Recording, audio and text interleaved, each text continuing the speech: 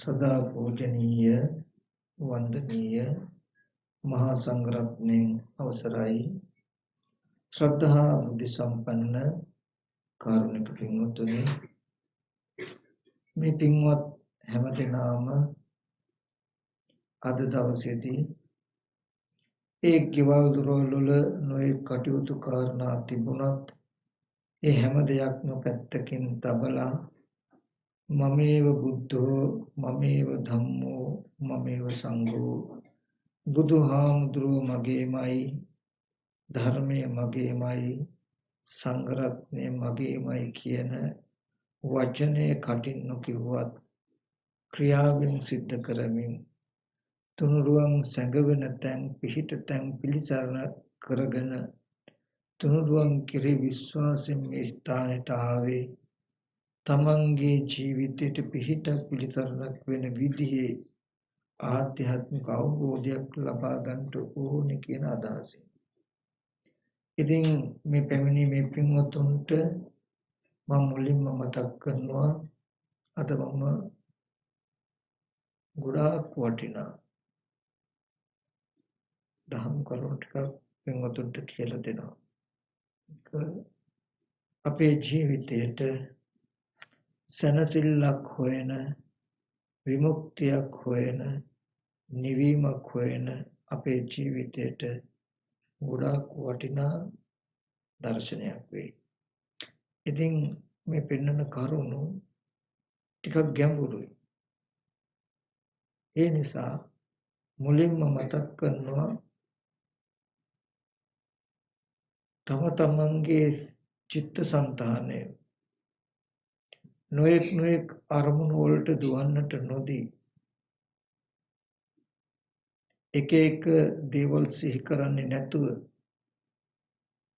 ආරම්භයේ වගේම මැදදිත් අවසානයේ දක්වා හොඳට මේ දේශනාව ශ්‍රවණය කරන්න කියලා. නීවරණ සහගත ආශ්‍රව සහිත වචන අපිට හොඳට හුරු පුරුදී සසරේදී. ඒ වගේ දෙයක් මතක තියාගන්න ඊටමත් උවමනාවෙන් අහුම්කම් දෙන්න ඕනේ නැහැ. සමහර විටක ළඟින් යනකොට ඉබේ ඇහුණත් ඒ මතක තියෙනවා. නමුත් නීවරණ ගණහිලා නොයැටෙන ආශ්‍රවයක් ක්ෂය වෙන වචන අපි හුරු පුරුදු කරලා නැහැ.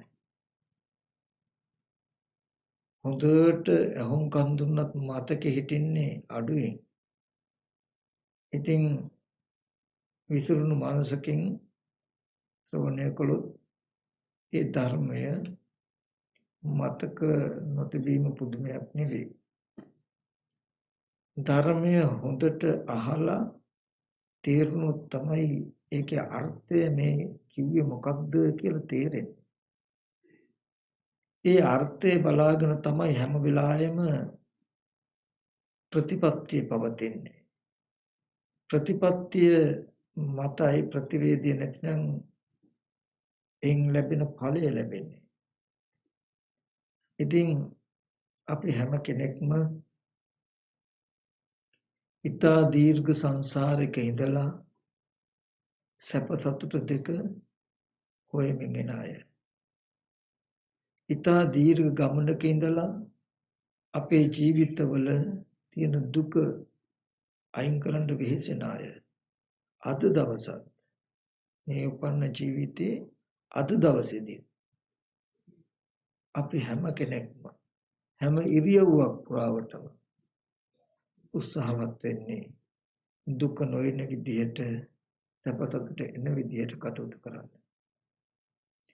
ඒ තරම් උත්සාහවත් වුණත් ඒ තරම් උත්සාහවත් වෙන මේ ලෝකයට අවසානයේට නොලැබෙන දේ ඒකමයි.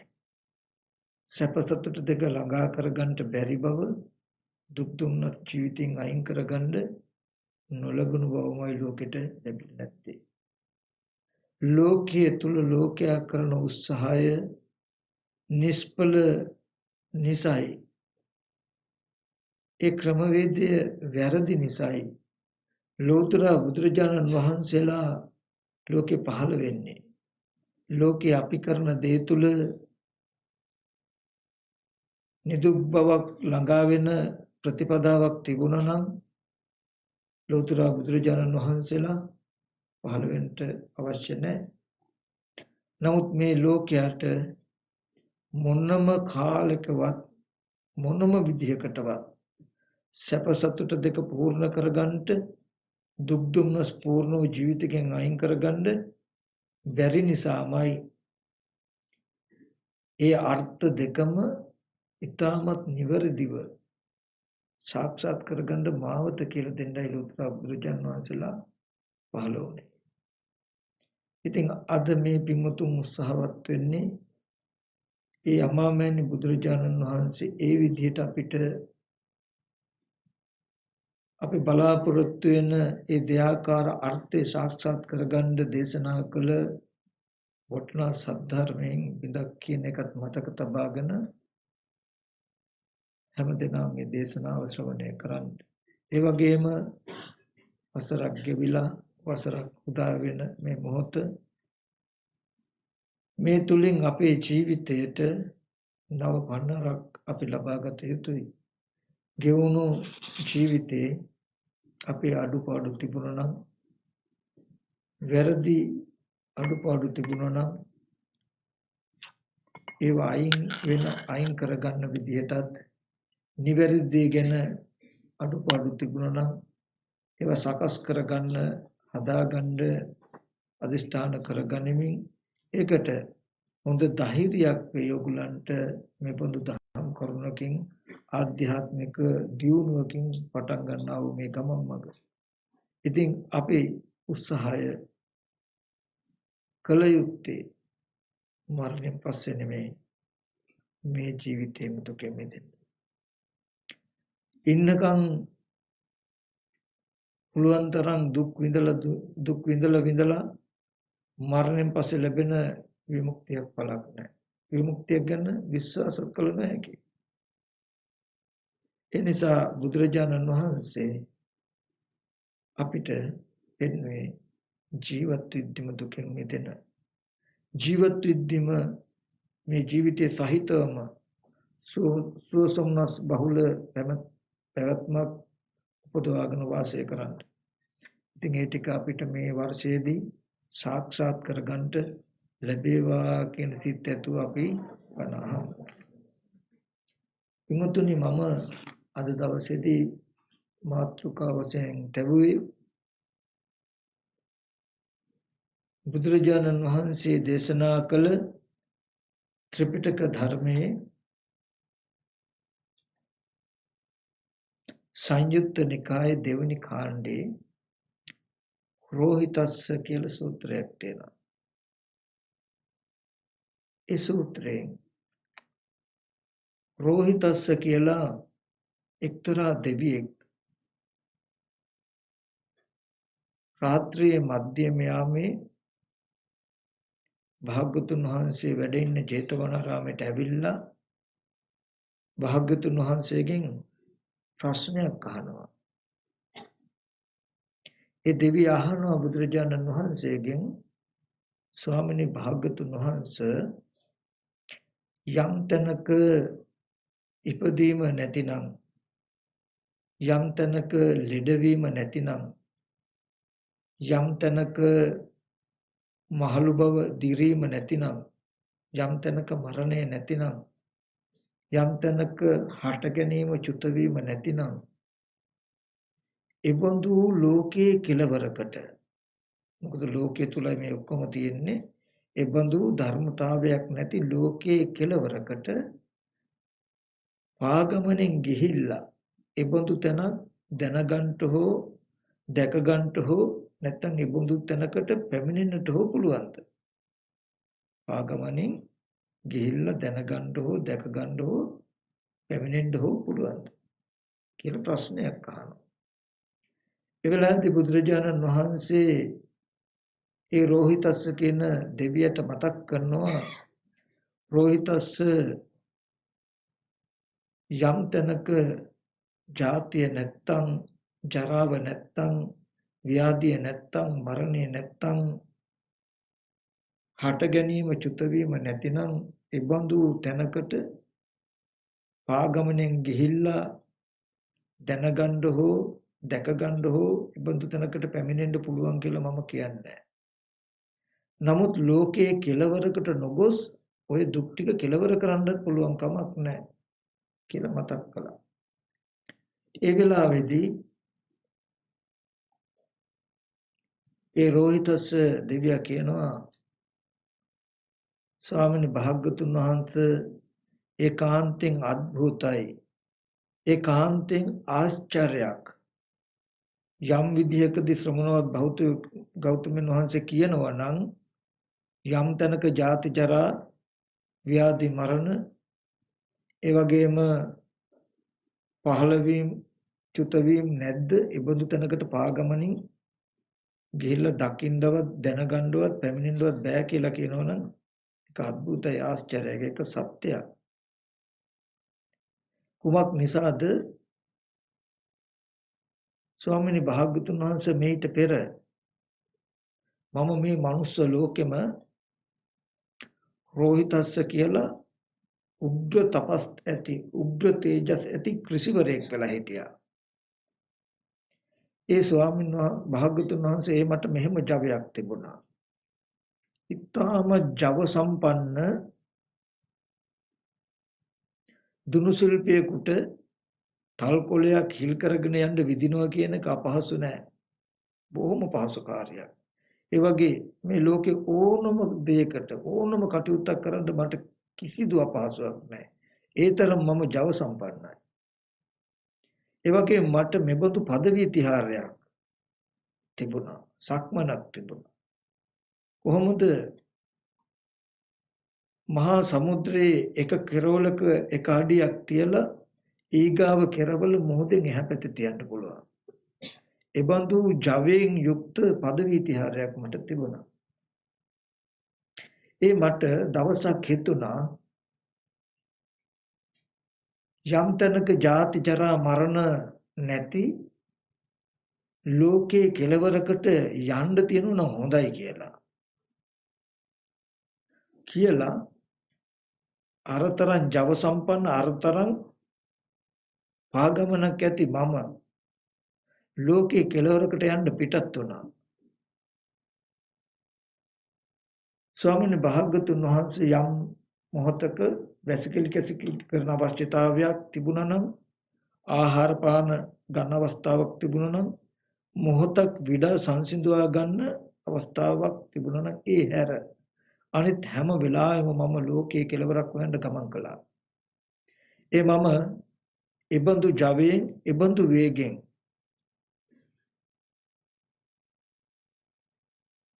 අවුරුදු 100ක් ගමන් කළා. ඒ ලෝකයේ කෙලවරක් හොයාගන්න බැරුව දැනගන්න බැරුව දැකගන්න බැරුව පැමිණෙන්න බැරුව අතරමඟදීම කලුරිය කළා මම මේ බ්‍රහ්ම ලෝකේ උපන්නා කියලා ඒ රෝහිතස්ස කියන දෙවියා මතක් කළා.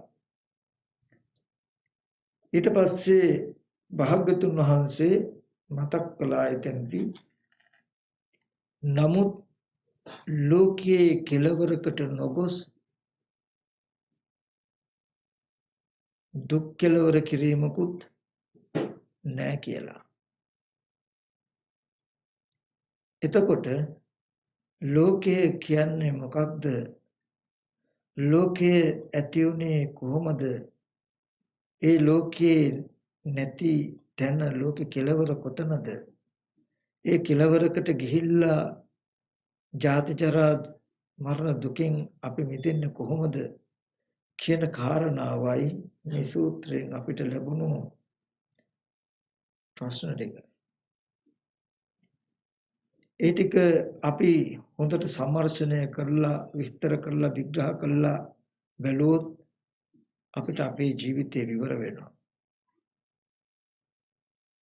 බුදුරජාණන් වහන්සේ ධර්ම දේශනා කළේ බාහිර විශ්වයේ කොහෙවත් තියෙන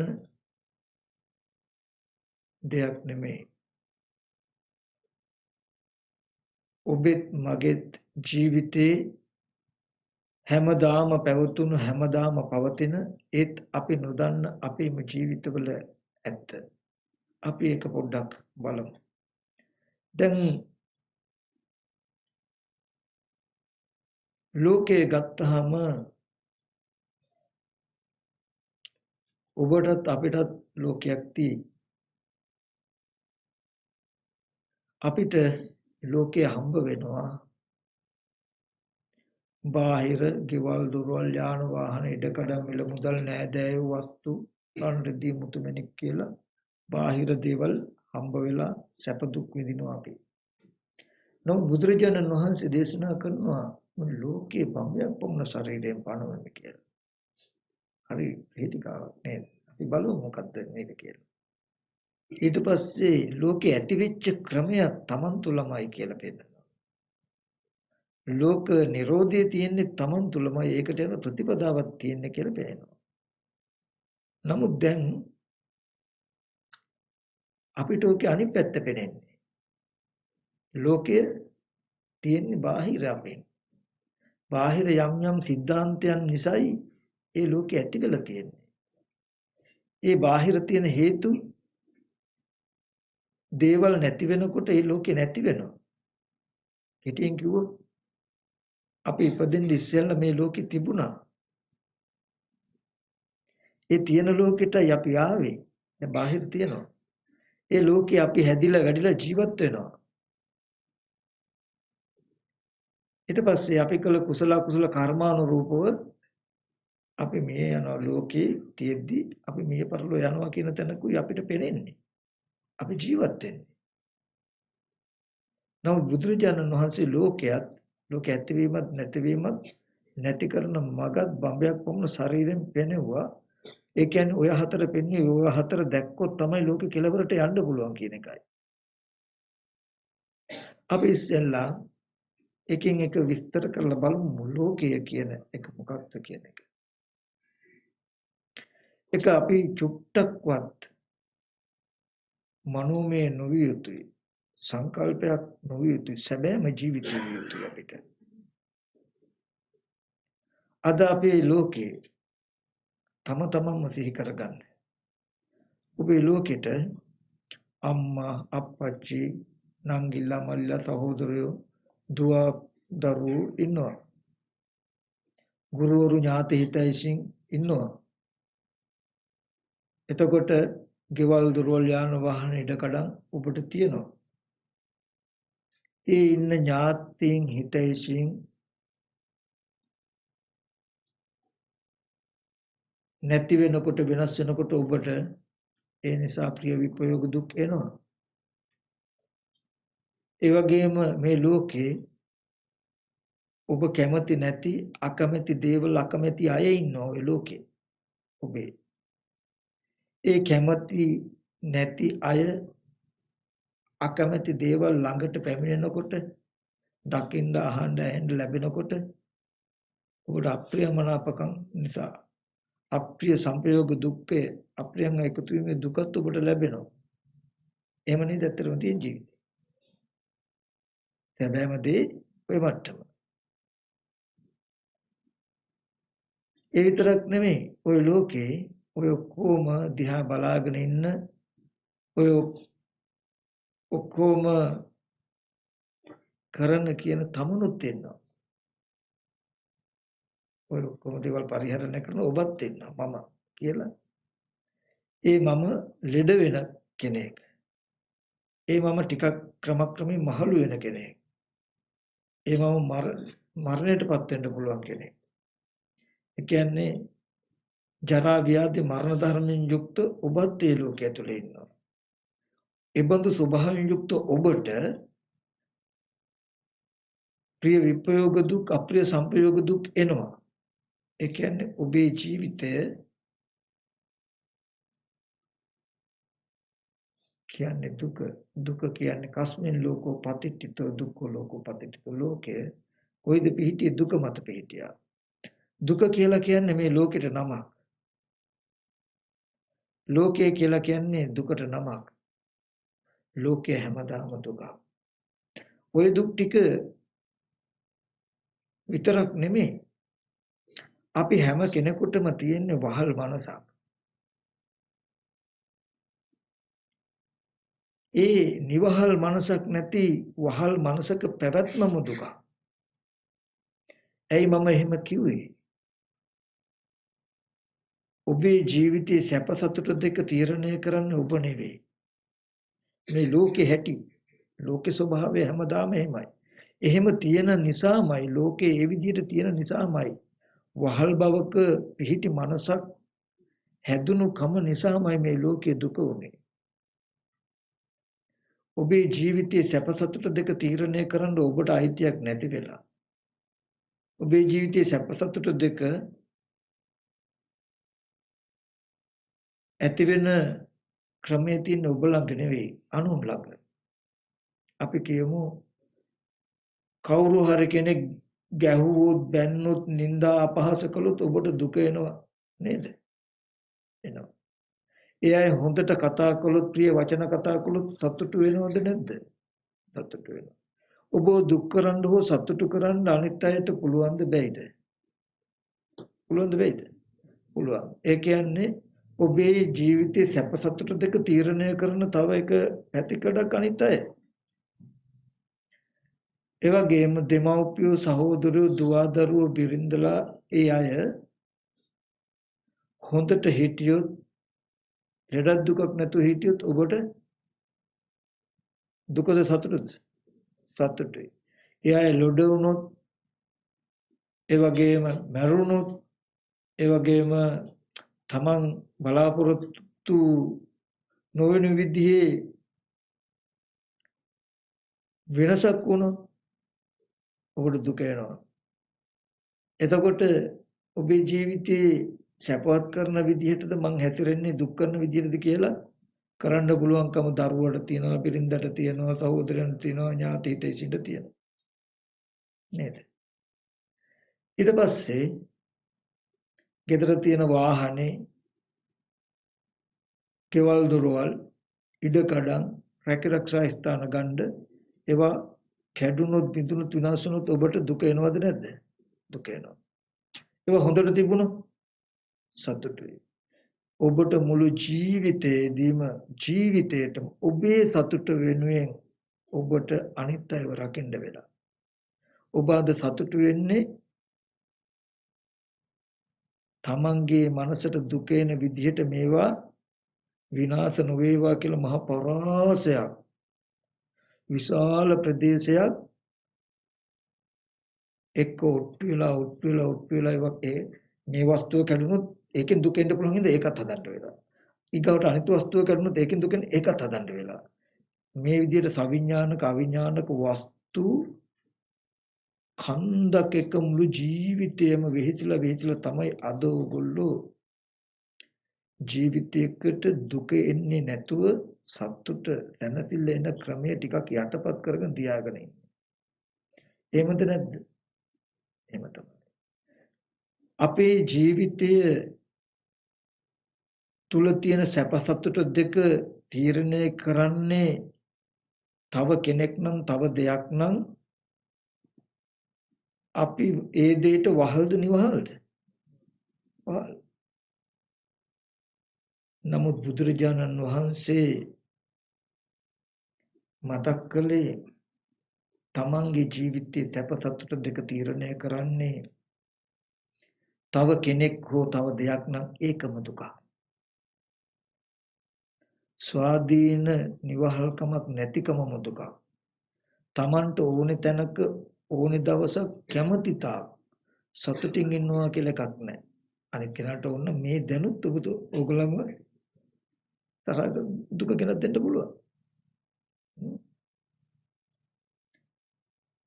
ඔබතුමාට තරහ කාර්යයක් කරනවා නම් එයාට ඕන වෙලාවක ගෙට ගෙන තිබ්බොත් ටග්ගල් දුක එනවා. කාර්යයක් කරනොත් ටග්ගල් දුක එනවා. ඔය ශරීරයට මොන හරි දෙයක් කළොත් ඒ දුක එනවා. නමුත් මේ මතක් කළේ ලෝකේ කියන්නේ කිසි දවසක හොඳට මතක තබා ගන්න දුකෙන් බේරිච්ච අබටක් පමණ දුකක්වත් මේ නිදුක් බවක්වත් නැහැ. දුකෙන් බේරිච්ච තැනක් නැහැ. අපි ගොඩාක් දෙනෙක් හිතන්නේ අපිට නම් ඉතින් එහෙම කියන තරම් ලොකු දුකක් නැහැ කියලානේ. හොඳට මතක තබා ගන්න. වහල් මානසිකත්වයේම දුකක් කියලා තේරුම් ගන්න. මගේ ජීවිතයේ සැප සතුට දෙක තව කෙනෙක් තීරණය කරන බවම තැනම මගේ ජීවිතයේ අනාතයි කියලා දකින්න. ඊට පස්සේ ඔබට තේරෙයි අද ඔබේ ජීවිතයේ සැප සතුට වෙනුවෙන් ඔබට කොච්චර මහන්සි වෙන්න වෙලාද කියන එක එතකොට. ගෙවල් හදන්නේ, දරුවෝ රකින්නේ, රස්සාවල් කරන්නේ මේ හැම දෙයක් කාර්යයම මොකක් නිසාද? දුක නොවන විදියට සතුටින් ඉන්න. නමුත් බුදුරජාණන් වහන්සේ කිසිදු වෙහසක් නැතුව નિરાයාසයෙන්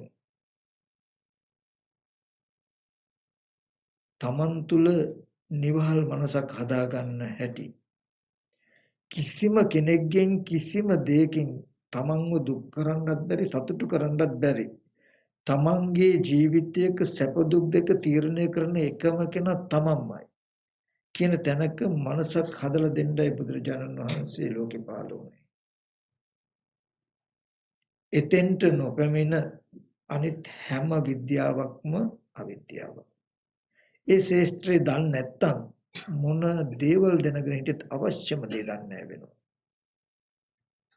ඒ හින්දා මම අද ඔබට මතක් කරන දේ වටිනාමකම තමයි කිසිම කෙනෙකුට කිසිම දෙයකට වහල් නොවුණු නිවහල් මනසක් හදාගෙන මේ ලෝකයේ පරිහරණය කරන මේ දේ තුලම ඉඳගෙන කාටවත් කිසිම දවසක ඕගොල්ලන්ට රිදවන්න බැරි කිසිම දෙයකට ඕගොල්ලන්ව කවදාවත් රිදවන්න බැරි තැනකට ඕගොල්ලන්ට යන මාවතක් කියලා දෙන්න. ඒකයි බුදුහාමුදුරුවෝ ලෝකේ පහළ වුණේ. එතකොට මෙන්න මේ ලෝකය කියන තැන මම මතක් කළා අද අපේ ජීවිතය මේ ලෝකයේ ඇතුලේ වාසය කරලා ලෝකයේ ඇතුලේ ඉඳගෙන ජාති ජරා ව්‍යාධි මරණ කියන දුකෙන් නිදහස් වෙන්න බෑ. නිවහල් මනසක් හදාගන්න බෑ. ඒ නිසා මේ ලෝකෙට දුකක් කියලා පෙන්වනවා. ඒ කියන්නේ අපේ ජීවිතයට කෙටියෙන් ගත්තහම මෙන්න මේ කාරණාව තේරුම් ගන්න. මේ තරම් දුක්ඛදායක වටපිටාවක් ජීවිතයේ සන්තක කරගෙන දුක උඩ පිහිටලා දුක කියන එක තමන්ගේ ජීවිතයේ දලා ඉඳගෙන තව නිවනක් හොයන්න යන්න එපා. මේ දුක්සහගත පැවැත්මෙන් මිදීමම නිවනයි කියලා දකින්න. දැන් අද මේ સિદ્ધාන්තය තමන්ගේ ජීවිතේ නේද? ඔය කියපු විස්තර ටික අපේ ජීවිතේ තියෙනවද නැද්ද හැමෝගෙම? එතකොට ඕගොල්ලෝ අනේ අපි ඉපදෙනවා ලෙඩ වෙනවා මහලු වෙනවා නේද කියලා දුක මෙනෙහි කරන්න ඕනේ. දුක්ඛ සත්‍ය කියනකොට මේ අපේ ජීවිතය කියලා දකින්නයි තියෙන්නේ. ඔයගොල්ලන්ගේ ජීවිතයට නම.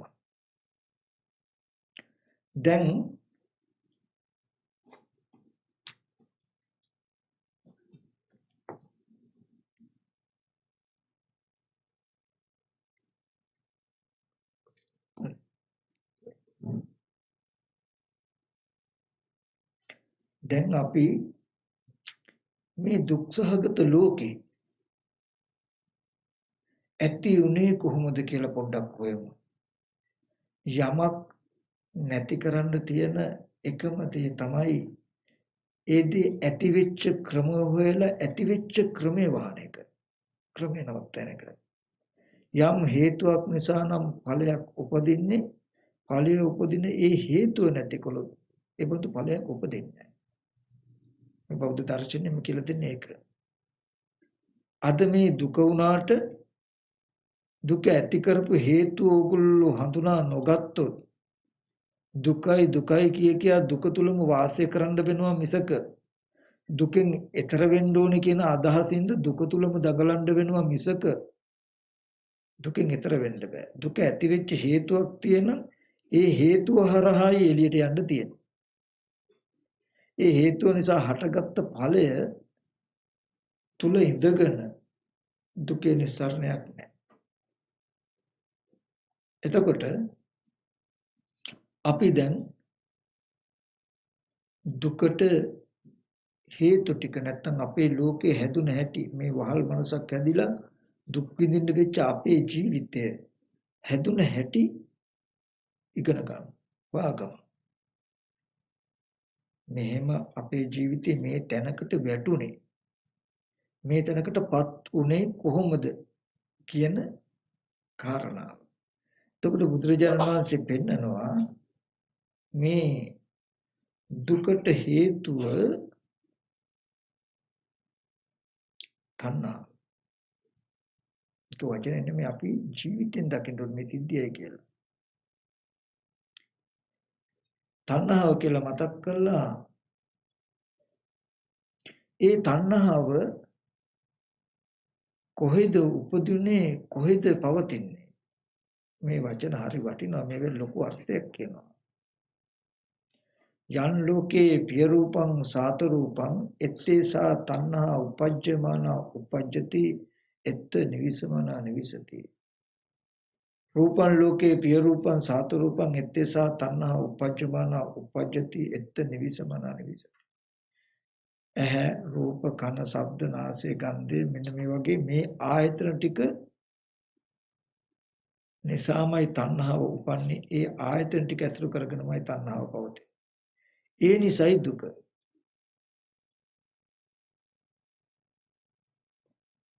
දැන් අපි නිරෝධයටයි මාර්ගයටයි යන්න ඉස්සෙල්ලා ඒ කියන්නේ ලෝක නිරෝධයටයි ලෝක නිරෝධ ගාමී ප්‍රතිපදාවට යන්න ඉස්සෙල්ලා මේ ලෝකේ ඇති වෙච්ච හැටි හොඳට බලමු.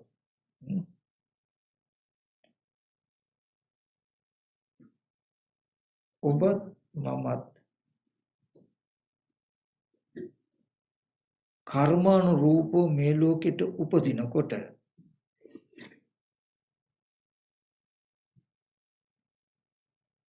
ඒ අපි හැමෝටම ඇහැ කන දිව නාසය ශරීරය මනස කියන මේ ආධ්‍යාත්මික ආයතන හයක් ලැබුණා. ඒ ආයතන හයට ගෝචර රූප ශබ්ද ගන්ධ රස පොට්ටබ්බ කියන ධම්ම කියන බාහිර වටපිටාවක ලැබුණා. ඒත් ඔබටත් මටත් අද ජාති ජරා මරණ දුක ගෙනත් දෙන මේ ලෝකය ඒ ප්‍රතිසන්දි වශයෙන් පැමිණෙන ආයතන ටිකේ තිබුණේ නැහැ. එදා තිබුණේ සත්ව පුද්ගල ආත්ම භාවයෙන් තොර ශුන්්‍යත ස්කන්ධ ටික. මෙන්න මේක හොඳට ආගන්න කියලා කියන්නේ.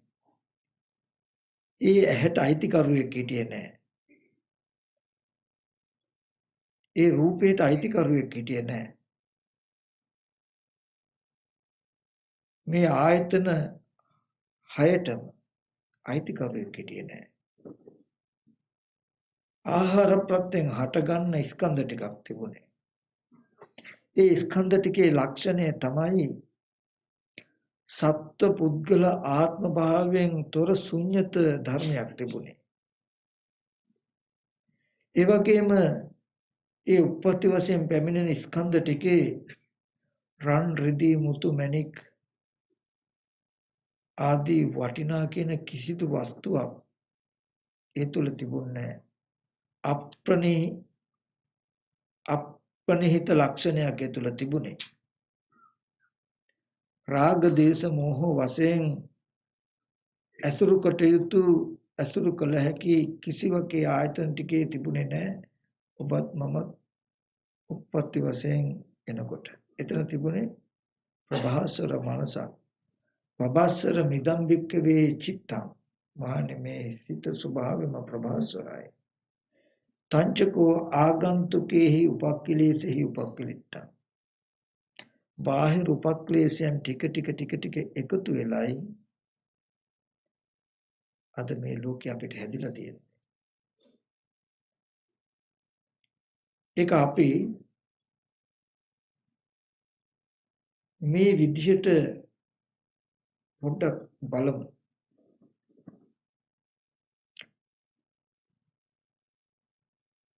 පින්වතුන්ට ඇහැක් හම්බුණා. හැබැයි ඇහැ මේ මම කියලා හිතන්න පුළුවන් සිහි කරන්න පුළුවන් ගතියක් ඒ ඇහැක තිබුණේ නැහැ. පෙනීම් කෘත්‍ය වෙන ඇහැක් තිබුණා. ඒ ඇස් ඉදිරි පිටට ආපු රූප තිබුණේ පඨවි ආපෝ තේජෝ වායෝ කියන සතර මහා ධාතුන් හැදුණු වර්ණ සටහන. උදාහරණයක් හැටියට කිව්වොත් ටීවී එකේ ඩිස්ප්ලේ එකේ පතිත වෙන රූප දිහා බලන්න. ඔයගලන්ට රූප පේනව නේද? ඒ රූපවල සත්‍ය පුද්ගලයෝ ඉන්නවද? ටීවී එකේ ඕනනම් ගිහිල්ලා බිඳලා බලන්න පොඩ්ඩක් ටීවී එකේ ඩිස්ප්ලේ එක පැත්ත හොඳට බලන්න. හොඳට රූප ගතියට හිත තබන තමන්ට තේරෙන දෙයක් නෙමෙයි. ඒ පෙනෙන රූප ටික ගත්තාම චිත්‍ර මාත්‍රයක්, වර්ණ සටහන් මාත්‍රයක්, රූපයක් විතරයි නේද? මොන විදිහේද? එහෙම නැත්නම් රන් රිදී මුතුමැණික් වගේ වස්තු තියෙනවද? නමුත් ඒ බඳු ලෝකයා වටිනවා කියලා හඳුන්වන රූප ඒකේ ඩිස්ප්ලේ වෙනවා නේ. එතකොට උප්පත්ති වශයෙන් අරගෙන ආවේ මම කියන හැඟීමෙන් සිහි කරන්න පුළුවන් කමක් නැති ඇහැට අයිතිකරුවෙක් නැති ඇහැක්. ඒ බඳු ඇස් ඉදිරිපිටට ආවේ හැම වෙලාවෙම චිත්‍රයක්. එහෙම නැතිනම් ටීවී එකේ පෙනෙන රූප බඳු රූපයක්.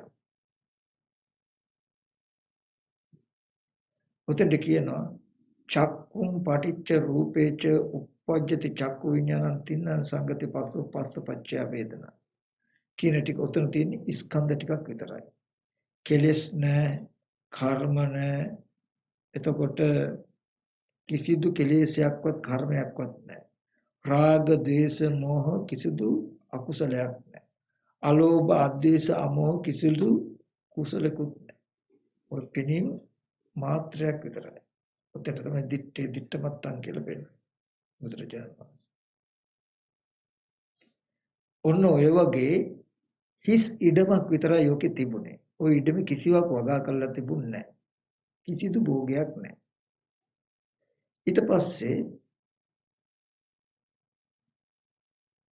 පඨවි ආපෝ තේජෝ වායෝ කියන සතර මහා ධාතුව ඇසුරු කරපු වර්ණ සටහන් ටිකක් ඇස් ඉදිරි පිටට එනකොට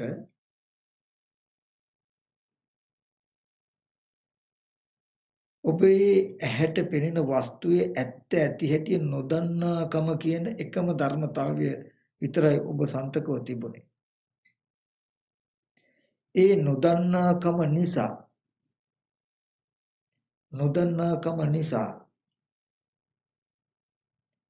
පෙනෙන දේ අරබය ඔබේ පැත්තෙන් හිත මෙහෙව්වා මේක රත්තරන් නේද? මේ රත්තරන් ගොඩාක් වටිනව නේද කියලා.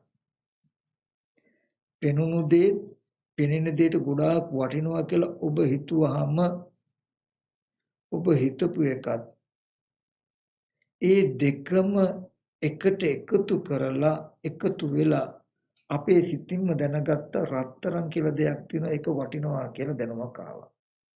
දැන් මේ රත්තරන් නිර්මාණය වෙන්නේ තනිකර වටිනා රත්තරන් කියන ටිකක් ඇස් ඉදිරි පිටින් ඇහැට එහාම පැත්තෙන් තිබිලා නෙමෙයි. පෙනෙන රූපේ විතර ටීවී එකේ පෙනෙන රූපේ වගේ රූපේ පෙනුනේ ඒ පෙනෙන රූපේ ඇත්ත නොදන්නාකම නිසා මේකට කියන රත්තරන් මේක ගොඩාක් වටිනවා නේද කියලා වටිනාකම හිතෙන් වටිනාකම ආරෝපණය කරගත්ත මනසින් ඔබ ඒ දිහා බැලුවාම ඔබට තේරුණා ඒ පෙනෙන දේ හරි වටිනවා වගේ තැනකින් තමයි පෙවුනේ. ඒ බඳු විදිහට තමයි ඔබට දැනුමක් ඇති වුනේ. ඔන්න දැනුමක් ඇති වුණා. ඊට පස්සේ කන බොන සතර මහා කනබුන ආහාරයෙන් හැදුණු සතර මහා ධාතු රූපයක සටහනක් තමයි ඇස් ඉදිරිපිටට ආවේ. ඒ රූපේ නොදන්නා කම නිසා ඒ රූපයට සත්පුද්ගල භාවයෙන් හිතුවා. මේ මගේ දරුවා නේද කියලා හිතුවාම ඒ පෙනෙන දෙයට තමන් හිතපු ටිකත් එකතු කරලා ඒ රූපය දරුවා කියලා දැනුමක් ඇති වුණා. මේ විදිහට ආයතන ටිකට හම්බෙන දෙයට කැමැත්ත ඇති වෙන විදිහට දෘෂ්ටිය ඇති වෙන විදිහට හිතනකොට අපිට ජීවිතේ નિરાයාසයෙන් අත්දැකීමක් එකතු වුණා. පෙනෙන පැත්තේ බොහොම වටිනා දේවල් තියෙනවා, සත්‍ය පුද්ගලයෝ ඉන්නවා කියන දැනුමක් තමයි අපි ගාව ඇති උනේ. තණ්හා පත්‍ය උපාදාන, උපාදාන පත්‍ය භව. දැන් අපිට තේරෙන්නේ දැකපු පැත්තේ, දකින්න පැත්තේ වටිනා කියන දේවල් තියෙනවා වගේ පෙනෙන්නේ, දැනෙන්නේ.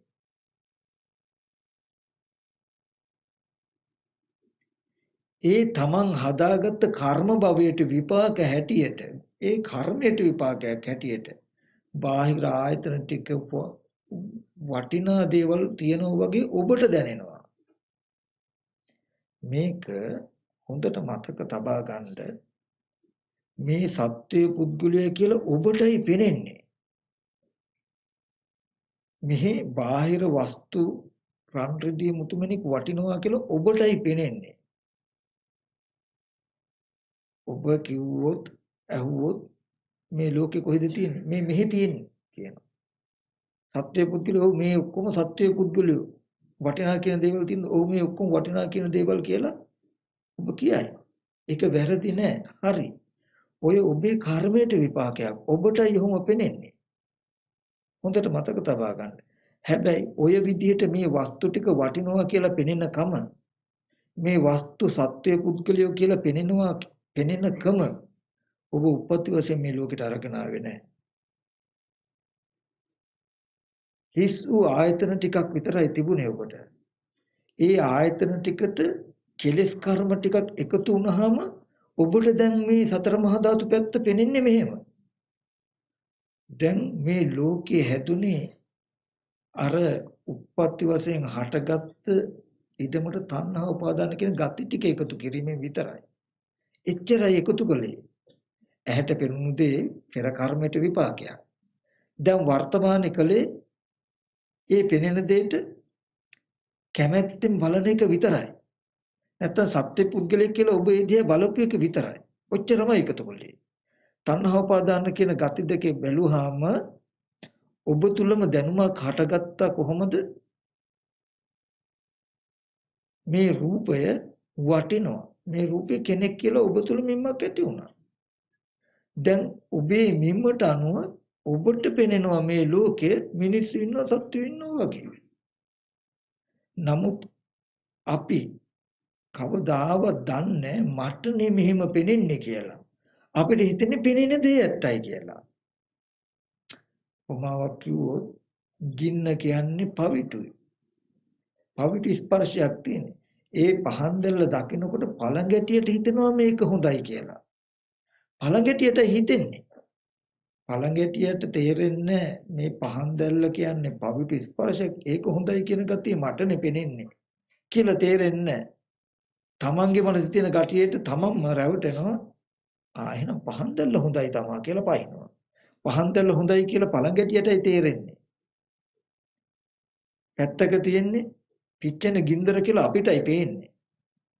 පළඟැටියට යම් වෙලාවක තේරුම් මේක දකිනකොට මේක ලස්සනයි කියන අදහස මටනේ හිතෙන්නේ. මට හිතුණට එතන තියෙන ගින්දරනේ කියලා බලා ගන්න පුළුවන් වුණා පයින්නවද? පයින්නේ නැහැ.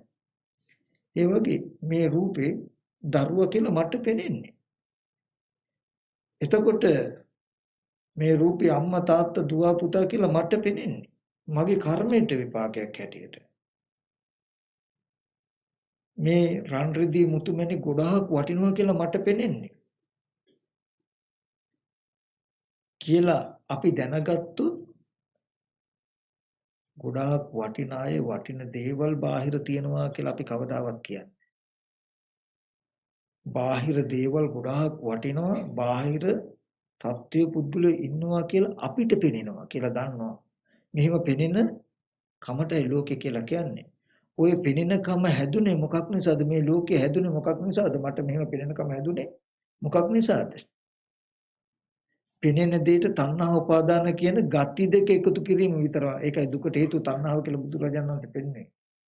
මම ඒකට උපමාවක් උලන්ට කියන්න. සමහර ප්‍රේතයෝ ඉන්නවලු එයාගේ කර්මයට වතුර තියෙන තැන ලේසර වගේ පෙනෙන්නේ. මේ ඒ වතුරම අනිත් කෙනෙක් බැලුවාම වතුර බොන්න පුළුවන්. දැන් කර්මයට සමහර පෙරේතයෝ බැලුවාම එයාගේ කර්මයට ලේසර වගේ පෙනෙන්නේ.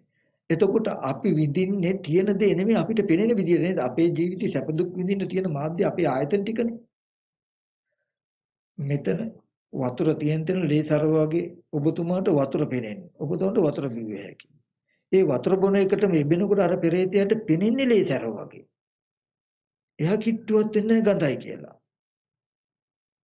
එතකොට එකම දේ පෙනීම මත වෙනස් වෙලා. ඒ වගේ ඔබට මේ රූපේ පෙනෙන්නේ දරුවා වගේ. ඔබට නුවණින් බලන කෙනාට ඒ රූපේ පෙනෙන්නේ කන බොන ආහාරයෙන් හැදුණු පඨවි ආපෝ තේජෝ වායු කියන සතර මහා ධාතු යුක්ත රූපමිටිය. හැබැයි ඔබේ කර්මයට විපාකයට දැන් ඔබට පෙනෙන්නේ දරුවා වගේ. ඊට පස්සේ මේ රූපය විපරිණාම වෙනකොට මට පෙනෙන්නේ සත හේතුන්ගෙන් හටගත්ත සතර මහා ධාතු රූපේ හිරුණා කියලා.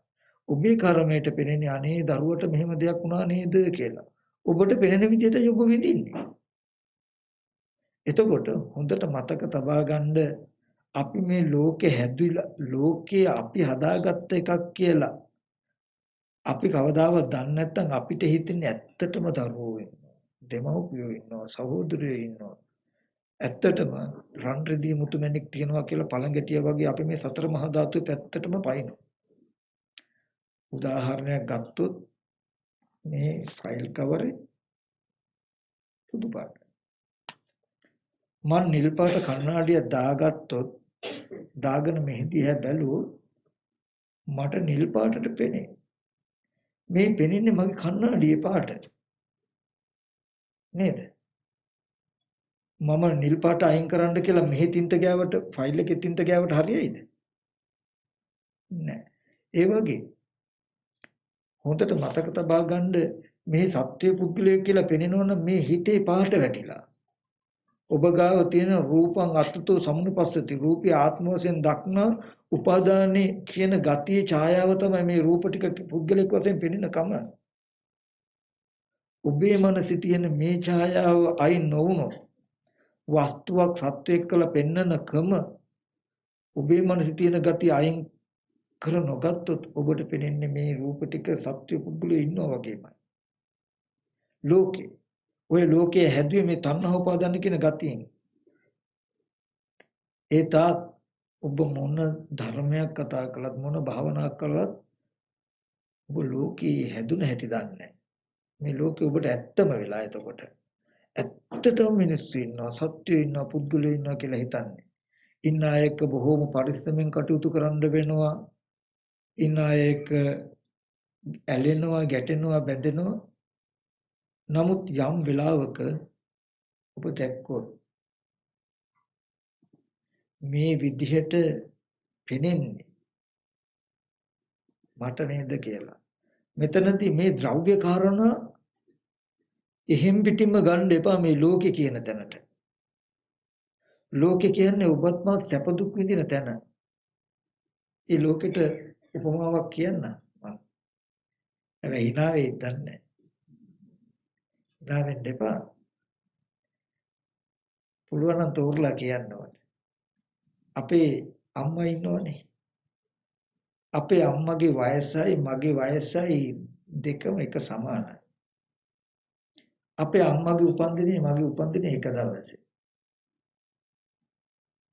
එතකොට ඕගොල්ලෝ සමහරට හිතන්නේ ඕගොල්ලන්ගේ අම්මා තාත්තා ඕගොල්ලන්ට වඩා අවුරුදු 20ක් 20 ගානක් ගොඩක් වැඩි මල් කියලානේ. ඒ කියන්නේ අම්මා තාත්තා ඉන්නේ හින්දා පස්සේ තමන් උපන්නේ කියලානේ. නමුත් අපේ අම්මයි තාත්තයි දෙන්නම මගේ වයසේ. අන්න ඒ තැනකින් මම මේ ලෝකේ කියන්නේ. ද්‍රව්‍ය කාරණාවට නෙමෙයි. ඒ කියන්නේ දරුවෙක් හැටියට මාව බිහි කරන්න ඉස්සෙල්ලා ඒ දෙන්න අම්මා කෙනෙක් තාත්තා කෙනෙක් නෙමෙයි. මම උපන්න දවසේ ඒ කාන්තාව අම්මා කෙනෙක් වුණේ. ඒ පුරුෂයා පියෙක් වුණේ මම උපන්න දවසේ. එතකොට මගේ අම්මගේ ඉපදීමත් තාත්තගේ ඉපදීමත් මගේ ඉපදීමත් එක දවසේ. සමානයි වයස. එදා තමයි මට මව්මල දුක ජීවිතයකට උරුම වුණේ. එයාට දරුවා මැරෙන දුක ආරම්භ වුණේ. සාමාන්‍ය ලෝකෙ ගත්තොත්. අපි හිතන්නේ අම්මලා තාත්තලා හිටියා ඒ ඉන්න අම්මලා තාත්තලා ගාව අපි උපන්නා කියලා. නේද? ඔයගොල්ලන්ගේ අම්මලාගේ තාත්තලාගේ ඔයගොල්ලන්ගේ වයස සමාන නැද්ද? සමානද නැද්ද? ඈ ඇත්තටම දරුවෙක්ව බිහි කළ නිසා නේද එයා අම්මා කෙනෙක් උනේ. එතකොට මව් පදවියේ ඉපදීමත් දරුවගේ ඉපදීමත් එක දවසේ නා. අන්න ඒ වගේ ඒ කියන්නේ ස්කන්ධ ටිකකින් නෙමෙයි මම මේ කියන්නේ. ඔබට මේ රූපය අම්මා වෙච්ච නිසා නේද ඒ රූපේ විපරිණාම වෙන දවසට අනේ අපේ අම්මා දැන් ලෙඩ වෙලා අපේ අම්මා දැන් ගොඩාක් වයසයි අපේ අම්මා නැති වුණා කියලා අඬන්නේ ඒ රූප මිටිය විපරිණාම වෙනකොට ඔබට ඒ රූප මිටිය අම්මා නිසා නේද? ඒ රූපයේ දිරනකොට ලෙඩ වෙනකොට මැරෙනකොට මවමල දුක විඳිනවා නම් ඒ වගේම මේ අම්මා තාත්තා දුව පුතා අයියා අක්කා කියලා ඔබට පෙනෙන සිද්ධියටයි මම කියන්නේ ලෝකේ කියලා. ඔබ සැප දුක් විඳින්න ඔබට පෙනෙන විදියටයි. ඒ වගේම මේ ශරීරයේ මම කියලා ඔබටයි පෙනෙන්නේ. ඒ හින්දා මේ ශරීරයට මොන හරුණුත් අනේ මම දැන් ලෙඩ වෙලා නේද? මම දැන් මහලුයි නේද කියලා කියන්නේ. මේ ශරීරයේ මම විදිහට පෙනෙනකම මේ රූප තව සත්‍ය පුද්ගලය කියලා පෙනෙනකම මේ වටිනවා මේක දියමන්ති ගොඩක් වටිනවා. මේවා සල්ලි කොළ මේවා මෙච්චර වටිනවා කියලා ඔබටයි පෙනෙන්නේ. ඔන්න ඕකට තමයි ලෝකේ කිව්වේ. හැබැයි මේ පෙනීම හැදුනේ කොහොමද කියන එක හොඳට මතක තබා ගන්න. ඔය ඔහොම ඔබට පෙනෙනවා නම් ඒ පෙනීම හේතු ප්‍රත්‍යයයි. හේතුකින් හැදෙන්නේ. ඒ පෙනීමට හේතුවක් තියෙනවා අනිවාර්යෙන්. අපි මෙච්චර කාල හිතාගෙන ඉන්නේ ගෙඩි පිටින්ම අම්මා ඉන්නේ හින්දා අම්මා ඉන්නවා කියලා පේනවා. රත්තර වටිනා මුදල් තිය කියලා එකක් ලෝකේ තියෙන හින්දා වටිනා මුදල් තියනවා කියලා අපිට පේනවා කියලානේ. නෑ ඊට වඩා බුදුරජාණන් වහන්සේ පහළ වුණේ වෙනස් දර්ශනයක් කියලා දෙන්න. ওই විදිහට දකින්න එකට තමයි ඒ කියන්නේ බාහිර මුදල් වටිනා මුදල් තියෙනවා ඒක අපි දකිනවා. තව සත්‍ය පුද්ගලයෝ ඉන්නවා ඒව අපි දකිනවා කියලා දකින ක්‍රමයට තමයි අනාර්ය දර්ශනය කියලා කිව්වේ. ඕක තමයි ලෝකේ වහල් මනස. නමුත් ওই සිද්ධියම තමයි. හැබැයි ඒක හේතු ප්‍රත්‍ය බව පෙන්වන බුදුරජාණන් වහන්සේ පහළ වෙලා පෙන්ව වටිනාම දේ තමයි මුළු ලෝකෙටම මේ ලෝකෙ පෙනෙනකොට තව සත්‍ය පුද්ගලයෝ පෙන්වන්නකො නෑ කියන්නේ. බුදුරජාණන් වහන්සේ පෙන්වනවා ඊට පස්සේ මෙහෙම පෙනෙනකම ඇති උනේ ඔබටයි. උදාහරණයක් ගත්තොත් මගේ අම්මා මට අම්මා මිසක ඔයගලන්ට අම්මා වෙන්නේ නැහැ. ඒ රූපේ හිරන දවසට මම මගේ අම්මා මරුණා නේද කියලා අඬයි. ඔයගොල්ලෝ කවුදවත් අඬන්නේ නැහැ. මගේ ලෝකේ හැදිලා තින්නේ එහෙම. මට ප්‍රිය විප්‍රයෝග දුක්ඛේ එන්නේ. මට අප්‍රිය සංප්‍රයෝග දුක්ඛේ එන්නේ. මගේ ලෝකෙන්. මට එහෙම පෙනෙන මට ඒ රූපේ අම්මා කියලා පෙනෙනවා. ඉතින් ඒ රූපය තියෙන දේ පෙනෙනවා නම් ඕගොල්ලෝ ඔක්කොටම අම්මම පෙනෙන්න ඕනේ. නමුත් ඒ රූපේ විපරිණාම වෙනකොට මම විතරක් මවමල දුක විඳිනවා. ඕගොල්ලෝ විඳින්නේ නැහැ මවමල දුක. ඕගොල්ලෝ කවුද ගෑනු කෙනෙක් මැරිලා. සමහර ගණන් ගන්න දෙයක්වත් නැහැ. නමුත් මම මවමල දුක විඳින්නේ අම්මා හිටපු හින්දා නම් මගේ ලෝකේ නැතුව බාහිර තිබුණු ලෝකයක් නම් ඕගොල්ලන්ට මවමල දුක එන්න ඕනේ. නමුත් මවමල දුක විඳින්නේ මට ඒ රූප මිටි අම්මා හැටියට පෙනෙන හින්දා. එතකොට මම හොඳට ධර්මයේ නැති කාලේ අම්මා ඉන්න හින්දා මට අම්මා ඉන්නවා කියලා පෙනෙනවනේ කියන තැනකින් සාධාරණ කරගෙන හිටියේ මට දුකෙන් නිදහස් වෙන්න බෑ. බුදුහාමුදුරු ලෝකේ පහළ වුණේ ඕකේ අනිත් පැත්ත පෙන්නන. මේ මම අද පෙන්නන තාක්ෂණය මේ ක්‍රමවේදය ඉගෙන නොගත්තොත් කවදාවත් හීනකින්වත් හිතන්න එපා නිවන කියන එක ලෝක නිරෝධයක් ගැන. වෙන තැනක් නෑ. බුදුරජාණන් වහන්සේ ලෝකේ පහළ වුණේ අම්මා නෑ කියන්න නෙමෙයි. ඇත්ත. මේ රූපේ අම්මා තමයි. ඒ නිසා ඔබට මව්මල දුක විඳින්න පුළුවන්. ඔබට ප්‍රිය ප්‍රයෝගයේ දුකක් එන්නේ අම්මා ඉන්න හින්දා. හැබැයි ඔබ දන්නවා නම් ওই රූපය අම්මා කියන එක හැදුන හේතුව ඔබ අඬන්නේ නැහැ ඔබ ලැජ්ජ වෙනවා කියලා බුදුරජාණන් වහන්සේ පෙන්වන්නේ. බුදුරජාණන් වහන්සේ පෙන්වුවා පඨවි ආපෝ තේජෝ වායෝ කියන සතර මහා ධාතුන් යුක්ත කනබුන ආහාරයෙන් හැදුණු කෙස්ලොම් නියදත් සම්මස්න හර තියෙන කුණු පොකොටස් ටිකකින් යුක්ත රූපമിതിයක් ඇස් ඉදිරි පිටට ආවේ. ඒ රූපය ඇත්ත නොදන්නා කම නිසා ආදරේ සෙනෙහස කියන තණ්හාව කැටිවිච්ච ගති ටිකකින් සත්ව පුද්ගල දෘෂ්ටියකින් මේ සත්වයක් මේ මගේ අම්මා නේද කියලා බලන දෙයට මම හිත මෙහෙවපු ටික විතරයි කලේ. තණ්හා උපාදාන කියන ගති දෙක පෙනෙන ටික බාහිර උපකාරයෙන් ලැබුණා. අම්මා ගොඩාක් හොඳයි මේ හැබැයි මගේ අම්මා කියන ගති දෙක විතරයි මම මගේ පැත්තෙන් එකතු කළේ. ඊට පස්සේ මංගාව ඒ කර්මයට ඒ තණ්හා උපාදානට විපාකයක් හැටියට සකස් වුණා. මට පෙනෙන්නේ දැන් ඒ රූපය අම්මා වගේම මට පේන්නේ. එතකොට ඒ වගේ බුදුරජාණන් වහන්සේ පෙන්වුවා මේ බාහිර මිනිස්සු සත්‍ය පුද්ගලයා යාන වාහන කියලා පෙනෙනකම තමයි ලෝකේ. ඕක ඇත්ත වෙලා තමයි අඬන්නේ වැළපෙන්නේ ගහගන්නේ බැනගන්නේ. මේ ලෝකේ ඔක්කොම පළඟැටියෝ වගේ. පෙනෙන දෙයට පැනලා. අපි ටෝච් එකක් ගැහුවොත් එළියක් ගැහුවොත් පළඟැටිය මෙරුවගේ සත්තු වලට එළිය වැටෙන තැනට පයින්නවා. අපිට මෙහෙම පෙනෙනකොට පෙනෙන සිද්ධියට අක්කල් පයින්නවා අපි. ඇත්ත වෙලා. මේ විදිහට පෙනෙනකම තමයි ලෝකේ. ඒ ලෝකේ බඹයක් වමන ශරීරයෙන් පණුවේ කියලා පෙන්වුවේ ඔබටයි එහෙම පෙනෙන්නේ. ওই පෙනෙන සිද්ධිය මේ ඔක්කොම සත්‍යෝ කියලා මට පෙනෙන්නේ. කෙනා දකින්න පංච උපාදානස්කන්ධ ලෝකයකට බණ කිව්වා. මේ පෝප්පේ කියලා මට පෙනෙන්නේ. ඊට පස්සේ පෙනෙන දේ ඇති වුණේ කොහොමද කියලා බුදුරජාණන් වහන්සේ පෙන්වනවා. චක්කුම් පටිච්ච රූපේච උපජේ චක්කු විඥාන තින්නං සංගති පස්සෝ පස්සපච්චය වේදනා. ඔන්න සත්ව පුද්ගල නොවන කෙලෙස් නැති ස්කන්ධ ටික.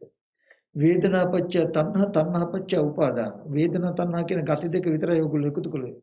උපාදානපච්චය භව. ඔයගොල්ලන්ට හැදුනා බාහිර මිනිස්සු ඉන්නවා පුද්ගලයෝ ඉන්නවා සත්ත්වයෝ ඉන්නවා කියන ගති ටික හැදුනේ. භවපච්චය ජාති. දැන් භවය නිසා ඔබට හොඳට ජාති ජරා මරණ දුක් විඳින්න පුළුවන්. දැන් ඔබට මේ විදිහට පෙන්වන ඔබට දුක් විඳින්න පුළුවන්. එතකොට බුදුරජාණන් වහන්සේ දේශනා කළා ඒ තණ්හාව ඉතුරු නොකොට නැතිකොළොත් උපාදානය නැහැ භවය නැහැ ජාති ජරා මරණ නැහැ. ඇහැට පෙනෙන දෙයට තණ්හාව ඇති වෙන විදිහට හිත මෙහෙවන්නේ නැතුව උපන්න තණ්හාවක් තියෙනවා නම් ගෙවෙන නූපන් තණ්හාව නූපදින විදිහට හිත පුරුදු කරන්න ඕක ටිකක් බලන්න. ටික උපාදාන ගතිය නැති වෙලා භවයේ කිවි. ඒ කියන්නේ සතර මහා ධාතු තියෙන තැන පුද්ගලයා හැටියට පෙනෙන ඡායාව අතරේ මේ බාහිර ආයතන හය පැත්තේ වටිනා වස්තු තියෙනවා කියලා පෙනෙන ගතිය අතහැරේ. එදාටත් ඕගොල්ලෝ පණගැටිය වගේ මේ රූපේ පැත්තට පැනලා මේක බදාගෙන ගහමරා ගන්නෑ සතර මහා ධාතුවට. ඔගොල්ලෝ මේ අපේ ඇහැ වැරදිලා අපි ගහ මරාගන්නේ සතර මහා ධාතුට නෙමෙයිද? එතකොට තණ්හාව නැති කළොත් දුක නැති වෙනවා. එනින්නේ අපිට තණ්හා උපාදාන නැති වුණොත් වෙන්නේ මොකද්ද? බාහිර පැත්තේ පුද්ගලියෝ පෙනෙනකම වටිනාකමට පෙනෙනකම අතහැරලා තියෙනවා. එදාට රූප ටික විපරිණාම වෙනකොට කැඩෙන දේ කැඩුනා නේද? විපරිණාමෙන් දේ විපරිණාම වුණා නේද කියන නුවණ මිසක රහතන් වහන්සේලා කියන්නේ අන්න ඒ බඳු මනසක් හදාගත්ත තැනට. තණ්හාව නැති කළ තැනට. උපාදානය නැති කළ කමට. අද ඔබට වටිනා වස්තුවක් පෙනෙනකොට තව සත්‍ය පුද්ගලයෙක් පෙනෙනකොටම හඳුනගන්න මගේ මනසේ ඡායාව කියලා. එතකොට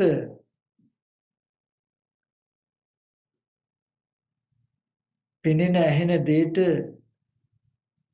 ආගන්තුකව පැමිණි උපක්ලේශයක් නිසායි මට මේ ලෝකෙ හැදිලා තියන්නේ කියලා ඔබට පෙනේ ඔබට තේරෙයි. එතකොට මේ ලෝකයට ලෝක හදාගත්ත හැටි දෙකේම අයිතිකරුව බබයක් වුණ ශරීරය.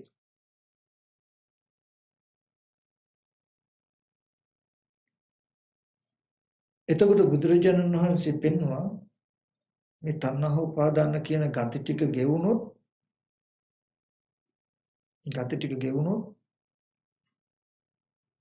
දුක මේ ලෝක නිරෝධය වෙනවා.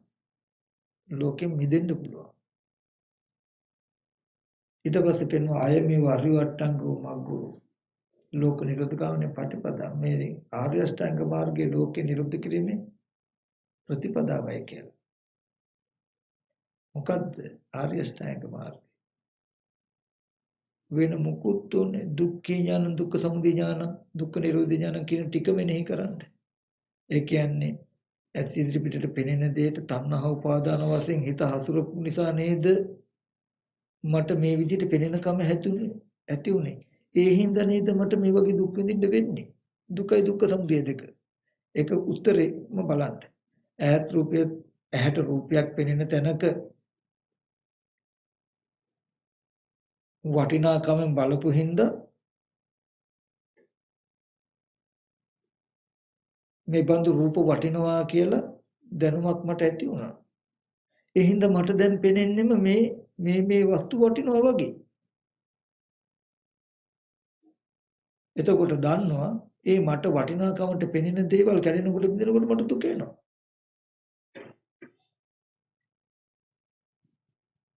ඒ වගේම සතර මහා ධාතුන් යුක්ත රූප ඇත් ඉදිරි පිටට ආවේ. රූපං අත්තතු සම්පස්සති. රූපේ ආත්ම වශයෙන් හිතන කම විතරයි මේ කෙනෙක් පුද්ගලයෙක් කියලා හිතන කම විතරයි අපි කළේ. පෙනෙන දෙයට හිතුවාම පෙනෙන දෙයට පුද්ගලයෙක් කියලා හිතුවාම අපි තුල මේ රූප කෙනෙක් කියන ගතිය නිර්මාණය වෙනවා. දැන් මේ ගතියට පෙනෙන්නෙම කෙනෙක් අපිට. මම කිව්වේ ඕගලන්ට තර්ක විතර්ක අවශ්‍ය නැහැ. ගොඩාක් දුර යන්න ඕනේ. ටීවී එක දිහා බලන්නකො. ටීවී එකේ ඉන්න මිනිස්සු ලෙඩ වෙලා, මැරිලා, එතකොට කරදර වෙලා ඇති වෙන දුක් ඕගලන්ට ඇවිල්ලා නැද්ද? ප්‍රිය විපයෝග දුක් ඇවිල්ලා නැද්ද? අප්‍රිය සංපයෝග දුක් ඇවිල්ලා නැද්ද? ඒ දුක් දුක්ඛ සත්‍යයට අයිති නැද්ද? අයිති. ඒ දුකයි මේ සැබෑ ලෝකෙන් එන දුකයි දෙකක්ද? එතන සත්‍ය පුද්ගලව නැති තැනක අපිට සත්‍ය පුද්ගල භාවයක් මවාගෙන අපි දුක් විඳලා තියෙන අද කළා තින්නේ මේක. එතින්දිත් කළේ මොකද්ද? ඇස් ඉදිරි පිටට ආවේ සත්ව පුද්ගල නොවන රූපය. අපි ඒ රූපේ සත්‍ය පුද්ගලයේ කියන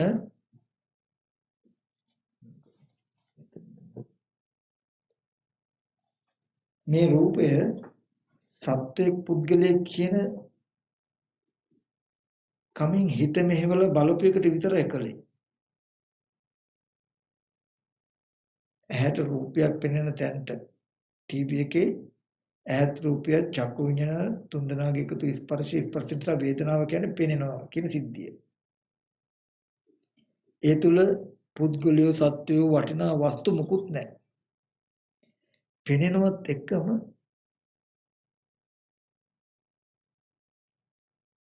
තණ්හාවෙන් අපි ඒ අරමුණ පිළිගත්තොත්, උපාදාන වශයෙන් පිළිගත්තොත්, ඒ කියන්නේ සත්වය කියන හැඟීම සිහි කරගෙන ඒ අරමුණ පිළිගත්තොත්, නැත්තම් වටිනා වස්තුවක් රත්තරන් මණික් කියන කමත් එක්ක වටිනාකමින් අරමුණ පිළිගත්තොත්, අපි තුල ශනිකව මිම්මක් හැදෙනවා, භවය හැදෙනවා. මේ බඳු රූප වටිනවා, මේ බඳු රූපේ කෙනෙක් කියලා. ඊට පස්සේ තණ්හා උපාදාන ගති දෙක හැදුනට පස්සේ අමුතුවෙන් මුකුත් කරන්න ඕනේ. දැන් මට පෙනෙන්නෙම රූප පුද්ගලයෙක් වගේ. දැන් ටීවී එකේ තියෙන දැන් ඔබ තුල උපාදාන ගතිය හැදිලා හින්දා ඔබට රූප පෙනෙන්නෙම පුද්ගලයෙක් වගේ. දැන් ටීවී එක හොඳට චිත්‍රපටි බලන්න පුළුවන්, නාට්‍ය බලන්න පුළුවන්. මොකද ඔබට පෙනෙන්නේ පුද්ගලයෙක් වගේ. ඔබට මේ රූපයේ පුද්ගලයෙක් වගේ පෙනෙද්දිත් රූපයේ යථාර්ථයේ පුද්ගලයෙක් නොවනකම් ඔබටයි පෙනෙන්නේ මේ රූපේ කෙනෙක් කියලා. ටීවී එක දිහා බලන ඔබටයි පෙනෙන්නේ ඒ රූපේ කෙනෙක් කියලා. ඔබට පෙනෙන දේ තියෙන දේද එතකොට? නමුත් ඔබ සැප දුක් විඳින ඔබට පෙනෙන මට්ටමින් නෙමෙයිද? ඔබට පෙනෙන හින්දා නේද ඔබ ජරා මරණ දුක් විඳින්නේ අරමුණේ. දැන් බලන්න ඔබට සත්‍ය පුද්ගලයෙක් කියලා පෙනෙන්න මොකද්ද වෙලා තියෙන්නේ කියලා? පෙනෙන දෙයට තණ්හා උපාදාන කියන කෙලෙස් ගති දෙක එකතු වෙච්ච එක විතරයි ඔබගේ පැත්තෙන් වෙලා තියෙන්නේ. ඒක එකතු වෙච්ච ගමන්ම ඔබට දැන් පෙනෙන්නේ පුද්ගලයෙක් හැටියට. උපායනි tire දිහා බැලුවාම අහුවොත් අපිට කියන්න පුළුවන් සත්‍ය පුද්ගලයෝ ඉන්නේ මේ බාහිරේ කියලා තමයි අත දික් කරන්න වෙන්නේ. මොකද කෙනා අත දික් කරන්නේ කෙනා කෙනාට පෙනෙන විදිහට. එතකොට රූපායන tire පැත්තෙත් ඔබතුමාට පෙනෙන්නේ පුද්ගලයෙක් හැටියට. හැබැයි පැත්තක වෙලා හිටියොත් මට රූපායන tire තියෙන රූපේ ඔබතුමා අසුරු කරන රූපයයි දෙක දෙපැත්තට බට බලන්න පුළුවන් නම් මට තේරෙයි දෙපැත්ත. මෙයාගේ ඇස් ඉදිරි පිටට ඇවිල්ලා තියෙන සත්ව පුද්ගල නොවන රූපයක්. මෙයාට පෙනෙනවා වුණාට එයාගේ කර්මයට ඒ රූපයට තණ්හා උපාදාන කියන කෙලෙස් ටික එකතු කරපු කර්මයට විපාක හැටියට එයාට පුද්ගලයෙක් හැටියට පෙනෙන කම ඇති වෙනවා. දැන් පෙනෙන මට්ටමටයි ඔබතුමා සතු දුක් විඳින්න මිසක තියෙන මට්ටමට නෙමෙයි. පෙනෙන දෙයටයි ඔබතුමාට ලෝකේ කියලා කිව්වේ. ওই ලෝකේ හැදුනෙත් ওই කෙලෙස් ටිකේ. ඒ විදිහමයි රූපවාහිනී tire ආවේ ඇස් ඉදිරිපිට සත්පුද්ගල නොවන රූප වගේ මේ ඇස් ඉදිරිපිටට ඇවිල්ලා තියෙන සත්පුද්ගල නොවන රූප. දකින්නකොටම ශනිකව තණ්හා උපාදාන කියන ගති ටික මගේ මනසේ යෙදුනහම ඒකම අනිත් පැත්තට යනවා. පරාවර්තනය වෙන කෙලෙසම මට දැන් මේ පෙනෙන්නේ මට පෙනෙන්නේ මේ ඔක්කොම සත්‍ය පුද්ගලයෝ වගේ. මට පෙනෙන්නේ දැන් මම සැප දුක් විඳින්නේ මට පෙනෙන විදිහට. මම ඉතින් සත්‍ය පුද්ගලයෝ ඉන්න හින්දා වැඩි මුකුත් කතා කරන්නේ නැහැ. සංවරව කතා කරනවා. ඉතින් බොහොම පරිස්සමෙන් තමයි මම කටයුතු කරන්නේ. තව සත්‍ය පුද්ගලයෝ ඉන්න නිසා.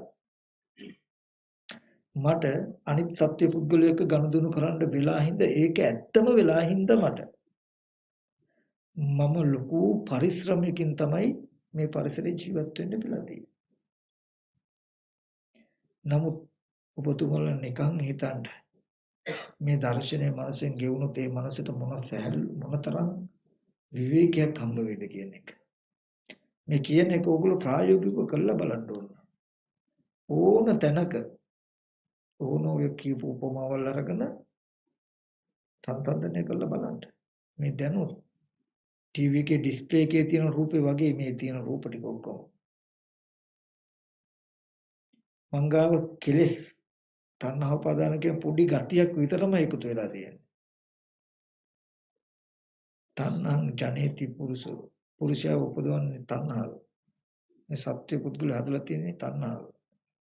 දැන් මෙහෙම බලනකොට මට පේනවා ගොඩාක් අය ඉන්න සමහරට ඉන්න අයගේ නමුත් කියන්න පුළුවන්. ඕගොල්ලොත් බලන්න. ඕගොල්ලන්ට ගොඩාක් අය පේන්නේ ඉන්නවා. හැබැයි හොඳට මේ මතක තබා ගන්න. මේ පිනින කමටයි ලෝකෙ කිව්වේ. මේ පිනින විදිහටයි, ඇහෙන විදිහටයි, ගඳ සුවඳ දැනෙන විදිහටයි මගේ ආයතන ටිකට හම් වෙන මට්ටමටයි මම සැප දුක් විඳින්නේ. එතකොට මේ විදිහට පිනිනකම, මේ විදිහට ඇහෙනකම කිව්වේ අපිට ඇහෙන්නව දරුවගේ කටහඬ, අම්මගේ කටහඬ, අමරදේව මහත්තයාගේ කටහඬ, අන්දාවල්ගේ කටහඬ කියලා ඕමනේ අපිට ඇහෙන්නේ. මෙහෙම ඇහෙනකම එහෙම නැත්නම් අසභ්‍ය වචනයක් ඇහෙන්නෙම අපිට හොඳ ಗುಣ කියපු වචනයක්, අසභ්‍ය වචනයක්. නමුත් ඒකත් බලන්න. දැන් මට මේ වචනේ අසභ්‍ය දෙයක්. මේ වචනේ මං ගැන හොඳ ಗುಣ කියන දෙයක්. නමුත් ওই වචනේම සිංහල නොවන ජර්මන් හරි වෙන භාෂාවක කෙනෙකුට කිව්වොත් එයාට අසභ්‍යයෙන් බැන්න හෝ ප්‍රශංසා කළා කියලා දැනෙනවද? වචනයක් විතරයි. එහෙනම් සද්දේ සැබෑම ස්වභාවය අසභ්‍යද නැති, සભ્યද නැති ස්වභාවයක්. ඒකට මම මේ විදිහට බයිනව නේද? මේ හොඳ කියනව නේද කියලා පොඩි කොටසක් එකතු කළාම එදා ඉඳන් සද්ද ඇහෙන්නේ මට කොහොමද? මේ සද්ද බයිනවා. මේ සද්ද හොඳ කියනවා. එතකොට දැන් මගේ කර්ම විපාකයට කන සකස් වෙලා බැනුම් අහන්න පුළුවන් විදියට, ප්‍රශංසා අහන්න පුළුවන් විදියට දැන් මම සැප දුක් විඳිනවා. එතකොට ඔබ දුක් කරන්න පුළුවන්, සතුට වෙන්නත් පුළුවන් කම තියෙන්නේ අපිට මේ සද්දෙට විපාකයක් නේද කියන එක දන්නේ නැත්තම්. බැනුම හෝ ප්‍රශංසාව කියන්නේ තණ්හාව උපාදානය කියන ගති ටික නිසා නිර්මාණය වෙච්ච එකක් නේද කියලා අපි දන්නේ නැත්නම් අපිට බැනුම කියලා එකක් තියෙනවා. මේ ප්‍රශංසාව කියලා එකක් තියෙනවාමයි. අහවලා බැන්නමයි ප්‍රශංසා කළාමයි කියලා හිතෙන්නේ. නමුත් සද්දේ ඒ විදිහට හැදෙන්නේ ඔබේ කර්මයට විපාකයක් හැටියට. ඉස්සෙල්ලාම බැනුම්ද ප්‍රශංසාද නැති සද්දයක් ආවම අර රූප වගේ තමයි. වටිනා දේවල්, නොවටිනා දේවල්, ලාභ, අලාභ, යස, ආයස, නිന്ദා, ප්‍රශංසා, සැප, දුක් කියන ධර්මතා 8න් එකක්වත් ගෙනත් දෙන්න බැරි සද්දයක් විතරයි කනට ආවේ. ආපු සද්දයට ඔබ දෘෂ්ටියක් එකතු කළා නම් මේ පුද්ගලයාගේ සද්දේ නැත්නම් මේ සද්දේ හරි වටිනවා, හරි මිහිරි, හරිම ලස්සනයි කියලා තණ්හාව හෝ එකතු කළා නම් එදා ඉඳලා ඔබට ඔබ ගාව නිර්මාණය වෙන සද්ද කියලා යමක් තියෙනවා. මේ සද්ද මිහිරි ඒවා, මේවා අමිහිරි, මේ සද්ද අහවල් සත්තුන්ගේ කියලා මිම්මක් තිබ්බහම දැන් හදලා තියන්න විතරයි ඕන. දැන් සද්ද ඇහෙනකොට ඉබේම ඔබට ඇහෙන්නේ මේ විදිහට. ඔය ඔබේ කර්මයට විපාකයක්. ඔබටයි එහෙම ඇහෙන්නේ. මේක අසභ්‍ය වචනයක් ඇටියට ඇහෙන්නේ ඔබට. ඔබේ මේ ප්‍රතිසන්දි විපාකයට කෙලස් ටිකක් එකතු කරපු එකේ විපාකයට. එතකොට මම මතක් කරන්නේ මෙන්න මේ විදිහට බැනුම් අහන්න පුළුවන්කම, මේ විදිහට සතුටු වෙන්න පුළුවන්කම තයි ලෝකෙ කිව්වේ. ඒ ලෝකය හදාගත්තේ කෙලෙසකින් කියලා නොදැක්කොත් කවදාවත් ඔබට මේ සද්දේ බැනුමක් කරගෙන විඳින්නම වෙනවා මිසක ඒ බැනුමෙන් කවදාවත් ඔබ නිදහස් වෙන්න ඔබන බනින්නත් බැරි නොබනින්නත් බැරි ඔබට බැනුනුත් නැති ප්‍රශංසාත් නැති ශබ්ද බාහිර තියන්නේ කියන තැනක් දැකලා වහල් වෙන්නේ නැති නිවහල් මනසක් හදාගන්න තැනට ඔබට එන්න බෑ. බාහිර බැනුම කියලා දෙයක් තියෙනම් ඕගොල්ලෝ සමහරට හිතාගෙන ඇති බාහිර බැනුම කියලා දේවල් තියෙනවා. ඒකෙන් කම්පා වෙන්නේ නැති හිතක් මම හදාගන්න ඕනේ. ඒ වගේ තැනකින් තමයි අපි හඳුනගෙන තියෙන්නේ. බැනුම ඇතිකමම කම්පා වේ මොහොතට මතක තබා ගන්න. එහෙමනම් බැනුම කියන එක ශේත්‍රේම අහුසි වෙන්න ඕන. බැනුම තියෙද්දි පුද්ගලයෙකුට බෑ එහෙම වෙන්න. අපි ගොඩක් විටක හඳුනාගෙන තියෙන ඇත්තටම මිනිස්සු දරුවෝ ඉන්නවා. අපි ඒයට ගැටෙන්නේ නැතුව ඇලෙන්නේ නැතුව ඉන්න පුළුවන් වෙන්න ඕනේ. ඇත්තටම රන් රිදී මුතුමැණික් තියෙනවා. ඒවට අපි තණ්හා නොකර ඉන්න හුරු වෙන්න ඕන කියන තැනකින් හදාගෙන තියෙනවා. එහෙම නෙමෙයි ඔබේ ලෝකෙම හැදිලා තියෙන්නේ මේ කෙලෙස් ටිකෙන් කියලා මතක තබා ගන්න. තියෙන ලෝකෙට කෙලෙස් නැතුව ඉන්න තියනවා නෙමෙයි ලෝකේ හදලා තියෙන්නම තණ්හා උපාදානයි. බුදුරජාණන් වහන්සේ දේශනා කළේ ලෝකේ තියෙනවා ලෝකෙට කෙලෙස් ටිකකින් ඔබ කෙලෙස් ටිකක් විතරක් ඇති කරගෙන ඉන්නවා කියන තැනකින් නෙමෙයි කෙලෙස් ටිකකින් ඔබට ලෝකේ හැදිලා කියලා පෙන්වන්නේ. දුකට හේතු දුක කිව්වේ ලෝකේ දුකට හේතුව තණ්හාව කියලායි පෙන්වන්නේ. ඔය දුක් සහගත ලෝකේ හැදුනේ තණ්හාවෙන් කියලා පෙවුනා මිසක ලෝකෙට තණ්හාව ඇති වෙලා කියලාද පෙන්වන්නේ. මම කියන ටික තේරෙනවද? ගැඹුරුයි. හැබැයි මේ ටික තේරුම් ගත්තොත් ඒකාන්තයෙන්ම ඔබට නොබෝ දවසකින් මේ ජීවිතේ නොබෝ දවසකින් නිවහල් මනසක් හදා ගන්න පුළුවන්. කෙටි ක්‍රමයයි. ඔබට වැඩට යද්දි ඔබ දන්නවා මේ විදිහට මටනේ පෙනෙන්නේ. එච්චරයි. ඒ එපමණක් සිහි කිරීම පමණ මේ රූප සත්‍ය පුද්ගලය කියලා මට පෙනෙන්නේ. එච්චරයි ඕනේ. එපමණකින්ම මෙහි මිනිස්සු ඉන්නවා කියලා ඇත්ත වෙලා හිතන ගතිය ඔබට නතර වෙයි. යද්දි දහස් ගණනක් එක අරමුණ ඔබට විදර්ශනා කළ හැකියි. වෙනදට මෙතන 300ක් ඉන්නවනම් 300 පෙනෙනවා නම් 300 එක්ක ගනුදෙනු කරන්න වෙන ගත 300. ඔබට එහෙම නැහැ. කෙටි ඕනම තැනක යොදා ගන්න පුළුවන්. මටයි මෙහෙම පෙනෙන්නේ. බලන්න ඔබටම නෙමෙයිද කියලා. ඊට පස්සේ ඔබට ඒක තවත් උපමා උපමියදීලා උපු කරගන්න පුළුවන්. මට මෙහෙම පෙනෙන අය ඉන්නවා. ඒ අයගේ සමහර අය මට හොඳයි. හොඳ අය විදිහට පෙනෙන්නේ. සමහර අය මට ඒ තරම් හොඳ නැති විදිහට පෙනෙන්නේ. හැබැයි මට එහෙම පෙනෙනකොට අනිත් කෙනාට මේ ඔක්කොම ඉන්නවා කියලා පෙනේ. එයාට පෙනෙන්නේ සමහර විට මට හොඳයි කියලා පෙනෙන කෙනා එයාට හොඳ නැහැ. හොඳ නැහැ කියලා කෙනා හොඳයි. එතකොට කෙනාටයි මේ ලෝකයේ මේ විදිහට තියන්නේ කියලා පෙනෙනකොට එයා කවදාවත් බාහිර ලෝකයේ තියනවා කියන තැනකට යන්නේ නැහැ. මේ ලෝකය බාහිර සත්‍යෝ ඉන්නවා පුද්ගලයෝ ඉන්නවා ගෙවල් දොරවල් යාන වාහන ඉඩකඩම් තියනවා කියලා එකක් නැහැ කියලා මම කියන්නේ. එහෙම එකක් නැහැ කියලා මම කියන්නේ. එහෙම දෙයක් තියෙනවා. එහෙම දෙයක් තියෙන හින්දායි දුක කියලා එකක් තියෙන්නේ. එහෙම දෙයක් තියෙන හින්දායි කෙලෙස් කර්ම කියලා යමක් පවතින්නේ. හැබැයි ওই තියෙන දේ මේ සත්‍යය ඉන්නවා පුද්ගලයෝ ඉන්නවා කියන දේ ඇති වෙලා තියෙන හේතුව බලන්න. මේ හේතුව මෙහෙම පවතුනොත් මේ විදිහට පෙනෙන එක ඇති වෙන නිසා නෑ කියන්න බෑ.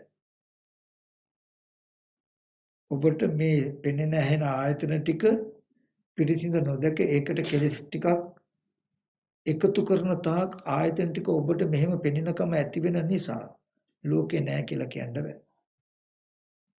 යම් වෙලාවක මේ පෙනෙන ආයතන ටිකට ওই කෙලෙස් කර්ම ටික එකතු නොකළොත් ඔබට මේ විදිහට පෙනෙලා දුක් විඳින්න වෙන එක නොපවතින නිසා තියනවා කියන්න බෑ. නෑ කිව්වොත් දුක්ඛ සත්‍ය බැහැර කෙරුවා වෙනවා. තියනවා කිව්වොත් නිරෝධ සත්‍ය බැහැර කෙරුවා වෙනවා. සත්‍යයක් නෑ පුද්ගලයෙක් නෑ මම කියලා කෙනෙක් නෑ කිව්වොත් එන ඉතින් දුකකුත් නෑනේ. ආය පිළිසින් දකින්න දුක්ඛ සත්‍යයක් තියෙනවද? ඒ සත්‍යය ලෙඩ වෙලා මහලු වෙලා මැරිලා ඉන්න දුකක් නැහැ නේ. ඉතින් ඒ සත්‍යය නැත්තම් පුද්ගලය නැත්තම්. ඉතින් මම නැත්තම් කිසි ප්‍රශ්නයක් නැහැ නේ. එහෙනම් මට ජාති ජරා මරණ දුක් විඳින්න වෙන්නේ නැහැ. නමුත් මම නෑ සත්‍ය පුද්ගලික නෑ කියලා කිව්වොත් එතන තියෙන අපරාධය මොකද්ද? එයා දුක්ඛ සත්‍ය බැහැර කළ කෙනෙක් මිසක එයා නිවනට ලං වෙච්ච කෙනෙක් නෙමෙයි. ඇයි? පිරිසිදු දකින්න දුකවත් නෑ. දැන් මම ඉන්නවා නම් ජාති ජරා මරණ දුක් විඳින මේ මම ඉන්නවා. මේ තව සත්‍ය පුද්ගලයෝ ඉන්නවා ලෙඩ වෙලා මහලු වෙලා මරණයටපත් වෙන කියලා තිබ්බොත් තියෙන හින්දා බුදුරජාණන් වහන්සේ පෙන්වන්නේ නෑ කියන්නේ නෙමෙයි. ওই දුක පිරිසිදු දකින්න. ඒ දුක පිරිසිදු දකින්න ගියාම මට තේරෙනවා ඇහැට පෙනුණු දෙයට කෙලස් ටිකක් එකතු කළා මෙන්න මේ විදිහට පෙනීම හදාගෙන නේද මං දුක් විඳින්නේ කියලා තේරෙයි මට. ඒතකොට නෑ නෙමෙයි මට මෙහෙම දුක එන හැටි හැදුන හැටි දන්නවා මම. එතකොට සත්‍යයේ ඉන්නව පුද්ගලයේ ඉන්නවමයි කිව්වොත් මට කවදාවත් අජරාමර නිවන පෙන්වන්න බැරි වෙනවා.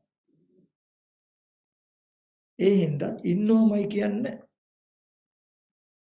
ඇහැට පෙනෙන ආයතන ටිකට කෙලස් ටික එකතු නොකළොත් මේ විදිහට පෙනෙන කමෙන් නිදහස් වෙලා අජරාමර වෙනවා.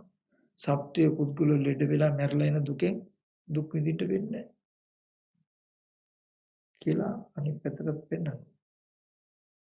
එහෙම පෙන්නලා එතකොට මේ රෝහිතස්ස සූත්‍රයේ බුදුරජාණන් වහන්සේ පෙන්වුවේ ලෝකේද බඹයක් වම ශරීරයෙන් කියලා කිව්වේ ඔබටයි පෙනෙන්නේ මේ විදිහට. ලෝක සමුදය බඹයක් වම ශරීරයෙන් පෙනෙනවා කිව්වේ ওই විදිහට ඔබට පෙනෙන කම හැදුනේ.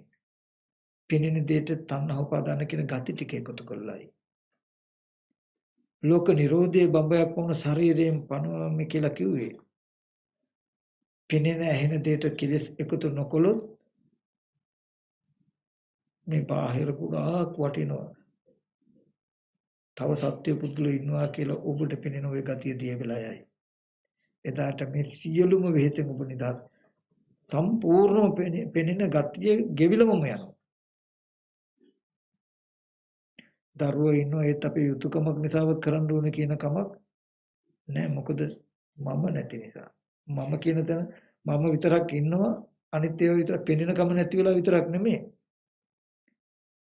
මේ රූපේ Taman කියලා පෙනෙන හැටි දැන් දන්නවා. මෙතෙන්ට පෙනෙන්නේ Tamanටමයි පෙනෙන්නේ මේ කය Taman කියලා. ඒක දර විදිහම. ඒත් මේ කය Taman කියලා පෙනෙන්නේ නැත්තම් මේ කය දිරුවට දිරණ දේ දිරුවා මිසක මම මහලු වෙන්නේ නැහැ එයාට. මේ කය ලෙඩ වුණාට ලෙඩ වෙන දේ ලෙඩ වුණා මිසක මම ලෙඩ වෙලා නැහැ. මේ කය නැසුණා නැසෙන්න යනකොට බින්දෙන දේ බින්දුණා මිසක මම මැරෙන්න යන්නේ නැහැ. ඔබ මෙන්න මේ විදිහට ටික බැලුවොත් මේ පෙනෙන දේ ඇත්තම වෙන්නේ පෙනෙන දේ ජීවිතේම වෙන්නේ මේ ලෝකේ අද අපි කොච්චර බණ භාවනා කරුවත් ලෝකේ අපිට ඇත්තමයි. ඒ ඇත්තම අපි තමයි නිවන් දකින්න උත්සාහවත් වෙන්නේ. වෙලා තියෙන්නේ. නමුත් හොඳට මතක තබා ගන්න මේ ලෝකේ ඇත්තම ඇත්ත වෙච්ච ගතිය මිදෙන එකයි ලෝකෝත්තර කියලා කියන්නේ. මේ මම මේ සත්‍ය මිනිස්සු මේ වගේ උඩ නැගිලි මේ රන් රිදී මුතුමැණික් මේවා කියලා මේ ඇත්තම ඇත්ත කරපු තැනයි දුක. නිවන කියලා කියන්නේ ඔය ලෝකෙ මැද්දේ ඉඳගෙන ඒ මම නිවන් දකින්නවා නෙමෙයි. කෙටියෙන් ගත්තොත් මේ කය පඨවි ආපෝ තේජෝ වායෝ කියන සතර මහා ධාතුයෙන් යුක්ත කනගුණ ආහාරයෙන් හැදුණු මේ කය ලෙඩ වෙනවා, දිරනවා, නැසෙනවා. ඒ වගේම කුණු වෙනවා, පණුව ගන්න ස්වභාවයෙන් යුක්තයි මේ කය. ඒ බඳු කය මම කියලා මගේ කියලා හිතාගෙන ඒ මම දැන් නිවන් දකින්න උත්සාහවත් වෙනවා. ඒ මම සෝවාන් වෙන්න උත්සාහවත් වෙනවා, සකදාගාමී වෙන්න, අනාගාමී වෙන්න, රහත් වෙන්න උත්සාහවත් වෙනවා. ඒ මම ධ්‍යාන වලට සම්බන්ධ වෙන්න උත්සාහවත් වෙනවා. ඒ මම මාර්ගඵල වලට පත් වෙන්න උත්සාහවත් වෙනවා. නමුත් ජරා මරණයටපත් වෙන රූපේ තමන් වෙලා කුණු වෙලා ඕජස් ගලන රූපේ තමන් වෙලා දිරණ නැසෙන රූපේ තමන් වෙලා ඒ තුල හිටගෙන අපි හොයන නිවන මොකද්ද කියලා බලන්න.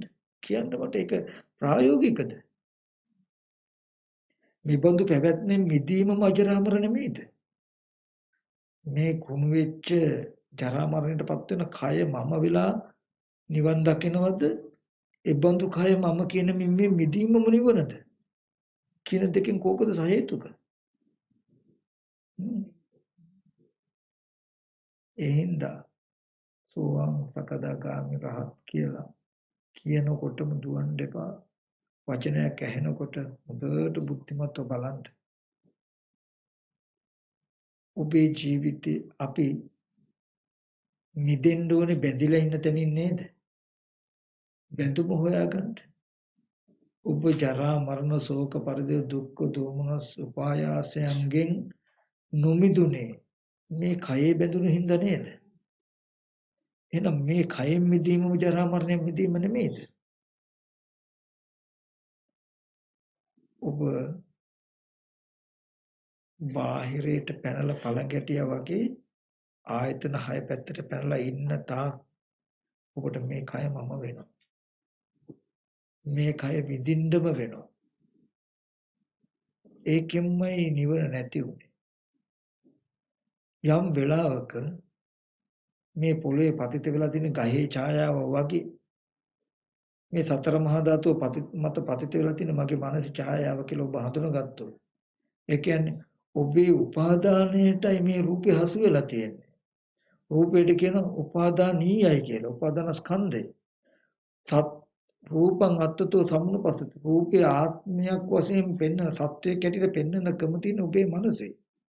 ඔබේ මනසේ තියෙන උපාදාන ගතියට පේන්නේ මේ රූපේ කෙනෙක් වගේ. මේ රූපය හසු වෙලා ඔබේ මනසේ ගතියට. කාම උපාදානයි. මේ රූපේ උපාදානීයයි. ඔබට මේ වටිනවා කියන කමට මේ රූපේ අහුවෙලා. දැන් මේ රූපේ වටිනවා වගේ ඔබට පේන්නේ. ඔබේ මනසේ තියෙන ගතියට මේව අහුවෙලා. උපාදාන කන්ද දුක්ඛ ඔබේ උපාදානයට අහුවෙච්ච ස්කන්ධ ටික විපරිණාම වෙනකොට දුකමයි. මේ රූපේ මේකට කියනවා උපාදානීයයි. උපාදානයට හිතයි. ඔබේ මනසේ මේක මැනික් හරි වටිනවා කියලා බැරි වෙලා ගතියක් උපන්නෝ. ඔය මනසෙන් වටිනවා කියලා මේ දිහා බැලුවොත් මේ රූපෙට කියන උපාදානීයයි ඔය ගතියට කියන උපාදානය කියලා. ඔබ උපාදාන වශයෙන් මේ රූපය අරගෙන තියෙන්නේ. ඔබේ උපාදානෙට හිත විදිහටයි මේ රූපේ තියෙන්නේ. එතකොට වටිනවා මේ රූපේ කියන තැනකින් ඔබ බලාගෙන ඉන්නකොට ඒ උපාදාන ස්කන්ධය ඔබට ගෙනත් දෙන දුක මේ රූපය මං කඩනකොටම උපාදාන වෙලා හිතපු රූපේ විපරිණාම බව ඔබට දුකක් ගෙනත් දෙයි. දුකට හේතුව උපාදාන. උපාදානේ නැතිවෙන දුක නැති වෙනවා. එහෙද නෝනින් බලන්න කියන දර්ශනයක් බුදුරජාණන් වහන්සේ පෙන්නනවා. ඉතින් මට මේ සත්‍ය පුද්ගලයා හැටියට පේන්නේ මොකක්ද? මේ රූප ටික උපාදානීයයි. මේ රූප සත්‍ය පුද්ගල භාවයට පෙනෙන ගතිය මගේ මනසේ තියෙන උපාදානය. මගේ උපාදානයට හසු වෙච්ච මේ රූප ටික මේ තියෙන්නේ. සුලි කුණාටුවක් හරි මොකක් හරි අවිල විපරිණාම වුණොත් රූපේ විපරිණාම වෙන්නේ. හැබැයි මගේ උපාදානයට හසු වෙලා නිසා මේ ඔක්කොම සත්‍යෝ කියන තැනින් මට හසු වෙලා නිසා මේ ඔක්කොම අනේ මේ සත්‍යයන්ට මෙහෙම වුණානේ කියන තැනකින් දුකයි මට. එතකොට මට දුක ආවේ මගේ උපාදානයට හසු වෙච්ච දේ. මේ උපාදාන ගතිය ගෙවුණොත් මේ රූප ලෝකේ ස්කන්ධ ලෝකේ මොනවා වුණා වුණත් මට දුක එන්න තියෙන ඉඩ නැහැ. ඒ උපාදානය ගෙවන්න පුළුවන් මොකක්ද? ඇස් ඉදිරිපිට ආපු රූපය, කන ඉදිරිපිට ආපු ශබ්දේ පිරිසිදු දකින්න. ඒ ටික පිරිසිදු රූපය කියන එක පිරිසිදු දකින්න. ඒ රූපය පිරිසිදු දකින්න ඔබට මිම්මක් තමයි මොකක්ද? සතිපට්ඨාන කායගත සතිය. කායගත සතිය වඩන්න මේ පෙනෙන රූපේ ආධ්‍යාත්මික බාහිර රූප ටිකේ ඇත්ත පෙන්වන්න මේ රූප සත්‍ය රූප පුද්ගලිය කියලා තමන්ගේ හිතේ තියෙන මිම්ම ටික වෙනස් වෙනවා. උපාදානය ගෙවෙනවා. මේක යම් දවසක් තියෙන උපාදානය සම්පූර්ණ ගෙවුනහම ඔබට පෙනෙන්නේ රූප පැත්ත මෙහෙම පුද්ගලිය සත්‍යය කියලා. එදාට සත්ව පුද්ගල භාවයෙන් ඔබ දුක් විඳින දේ මිදෙනවා. වඩලා ඉවර වෙනකොට කෙලෙසී ගෙවිලා ඉවරයි. කෙලෙසී ගෙවිලා ඉවරනකොට දුක නිරුද්ධ වෙලා. එකට වෙන්නේ. ඉතින් මම මතක් කළේ එහෙම බැයි නම් තව පැත්තකට හිත යන්න මොකද්ද කෙටි ක්‍රමයට මේ ඔක්කොම සත්‍ය පුද්ගලිය කියලා පෙනෙන්නේ මට නේද කියලා බලන්න. බැලුවට ඔහොම කිව්වට ආශ්‍රව බලවත් පෙනෙන්නේ නැහැ. ඉන්නවමයි කියලා හිතනකොට ඉන්නවා කියලා හිතන සත්‍යය කියලා ඔබට පෙනෙනවා කියන තැනක ඉන්න සත්‍යය එහෙනම් පෙන්නපන් කියලා තමන්ගෙම අහන්න. එක රූපයක් කියලා කළා පෙන්නුවොත් හොඳට සම්මර්ෂණය කරලා පෙන්නන්න ඒක. කන බොන ආහාරයෙන් හැදුණු මේ කොටස් ටිකනේ තියෙන්නේ. කොහොම තියෙන තැනක ඔබටයි පෙන්නේ සත්‍යයක් ඇටියට. තව ඕනනම් ටීවී එකේ තියෙන දේ එහෙම රූප එහෙම පෙන්නන්න. ওই විදිහට නිකම් පෙන්න ඉන්න. මහා වෙහසක් ඕනේ.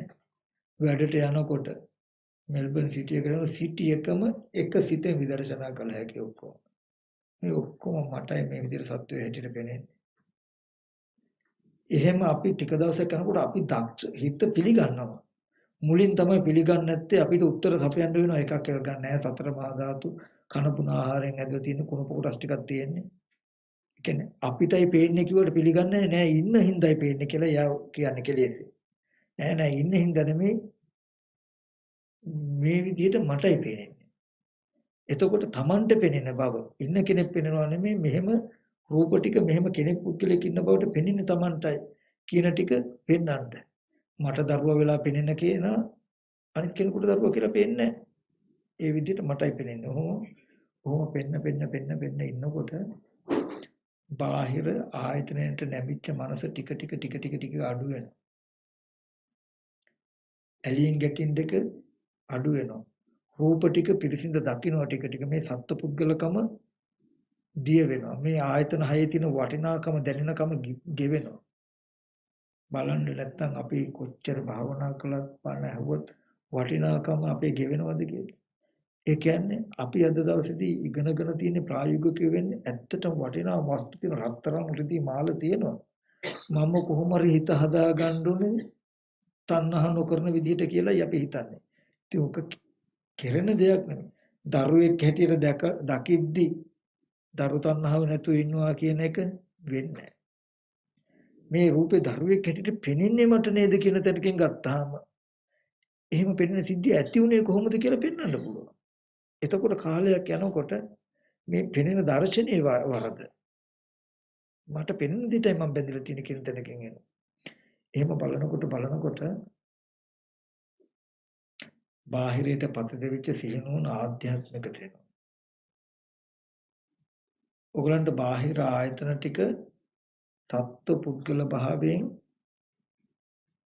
පෙනෙන්නේ නැතුව තමන්ගේ මනසේ ඡායාව ටික ළඟට ආපු දවසට ඔබේ විඥානය මේකයි නිදහස් වෙනවා.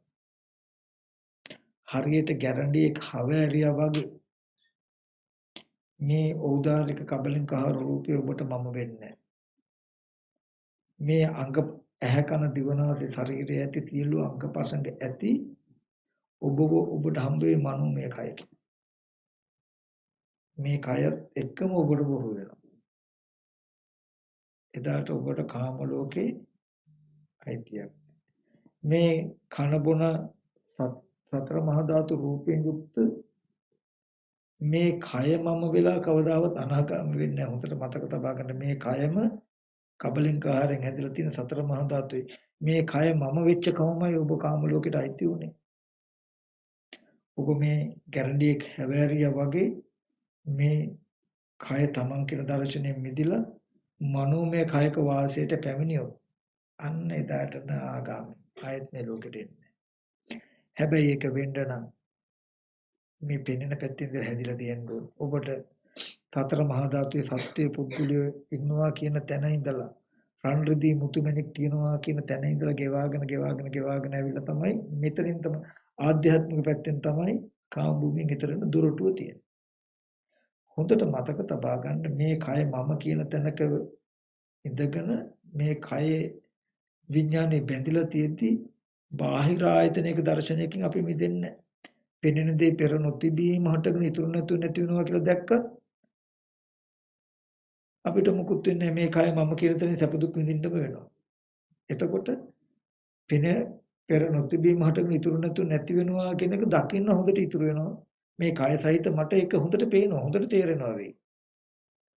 ඔබ ධ්‍යානයකට සමවදින්න ඕන. ඒත් මේ කයින් නොමෙදි ඔබ හොඳ ධ්‍යානයකට සමවදින්න දක්ෂයෙක් කියන තැනක ඔබට මේ කය විඳින්න වෙයි. එහෙනම් හොඳට මම කියන දේ ගැඹුරු. කවදා හරි දවසක අපි මිදෙන්නේ මේ කයෙන් හොඳට මතක තබා ගන්න. මේ කයේ බැඳිලා හින්දායි ලෙඩවීම මහලු බව මරණය මගේ වෙලා තියෙන්නේ. මේ ඖදාරික කයෙන් මම මගේ කියන දර්ශනයෙන් මිදුණු දර්ශනය නෙමෙයි මේ ස්පර්ශයෙන්ම මිදෙනවා. අද ඔබට ඔබ සිහි කරන්න පුළුවන් නම් ඔය ජීවිතේම මේ සතර මහා ධාතු කය අතහැරලා මනෝමය කයකට යනවා. අපේ ජීවිතයේ ඇත්ත ඒක. ඉතින් මේ වගේ පැත්තක් තියෙනවා ඉදිරි වෙලටකම් වලදී මේ පැත්ත තව ටිකක් කියලා දෙන්න. දැන් අද දර්ශනය තමයි අපේ මොකද්ද? නිවහල් මනසක් හදාගන්න එක. නිදුක් මනසක් හදාගන්න එක. සැප සතුට දෙක ළඟා කරගන්න එක. ඒක වෙන්න පුළුවන්. ඒක වෙන්නේ ලෝක නිරෝධයක් කළොත්. ලෝක නිරෝධ කරන්න පුළුවන්කම තියෙන්නේ ලෝකයේ ඇති කරපු හේතුව දැක්කොත්. ඒ ලෝකයේ ඇති කරපු හේතුව තමන් තුළින්ම පතිත වෙලා තියෙන හින්දා ඒ ලෝකයේ තමන් නිර්මාණය කරගත් එකක් වෙනවා. ආර්ය දර්ශනය සහ අනාර්ය දර්ශනය කියන එක विद्यमान වෙන්නේ මේ චතුරාර්ය සත්‍යයට සාපේක්ෂව. අනාර්ය දර්ශනයේදී පෙනෙන්නේ බාහිර ලෝකේ තියෙනවා. කියන්නේ මිනිස්සු සත්‍ය පුද්ගලයෝ ඉන්නවා ඒගොල්ලෝ එක්ක ඇලෙන්නේ ගැටෙන්නේ නැතුව ඉන්න ඕනේ. රන් රිදී මුතුමැණි ගෙවල් දොරවල් තියෙනවා පුළුවන් තරම් ඒකට තණ්හා නොකරන විදිහට ප්‍රායෝගික වෙන්න ඕනේ. කියන තැනකින් තමයි අනාර්ය දර්ශනය තුල තියෙන්නේ. නමුත් ආර්ය දර්ශනය ඊට වඩා වෙනස්. බම්බයක් වුණ ශරීරයෙන් ලෝකයක් ලෝක සමුදයක් කියලා පෙන්වන්නේ. ප්‍රතිසන්දි වශයෙන් විපාක ස්කන්ධ ටිකක් ලැබුණේ ඒකට තණ්හා උපාදාන කියන කෙලෙස් ගති ටික එකතු කරලා දවසේ ඉඳලා තමන්ට පේන්න ගත්ත බාහිර ආයතන ටිකේ මිනිස්සු ඉන්නවා පුද්ගලයෝ ඉන්නවා සත්වයෝ ඉන්නවා වටිනා කියන දේවල් තියෙනවා කියලා. දැන් මෙහෙම පෙනෙන බවක් තියෙනවා තමයි මේ පෙනෙන කම තමනුයි හදාගත්තේ කියලා දන්නවා. ඒ හේතු නැති කළ මේ පෙනෙන කම මෙදෙන්න පුළුවන් කියලා එයා දන්නවා එදාට. මේ වගේ හැමදාම සත්‍ය පුද්ගලයා ආරම්භය දුක් වෙන්න මහන්සි වෙන්න ඕනේ. මේ හැමෝටම වන්දනා කරගෙන වහල් මනස භාවිතා කරන්න ඕනේ.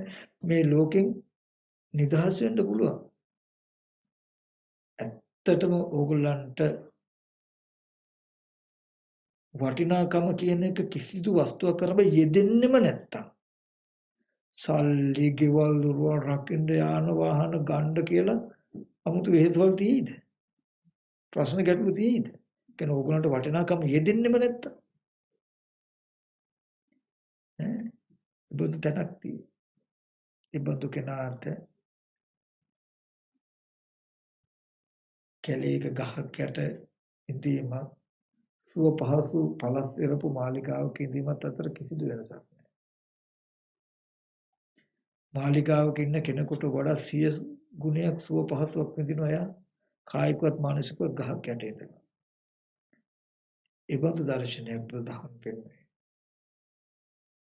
ඒ වගේම හොඳට මතක තබා ගන්න මේ ලෝකයේ ඇත්තටම ඇත්ත කරගෙන ඒ ලෝකෙ තුල ඉඳගෙන ආපහු තවත් නිවන් දකින්න දරන උත්සාහයක් නේ පාන්සල් හදලා මේවා පවත්ලා දාන සීල භාවනා කරලා සිල් රැකලා මේ නිවන් දකින්න පාරමී පුරාගෙන එනවා. වගේ තැන. ඒවා අනිවාර්යෙන් කටයුතු අපේ මනස මොහු කරනකම් නමුත් මොහු කරන දර්ශනයකින් ඒ දර්ශනය තමයි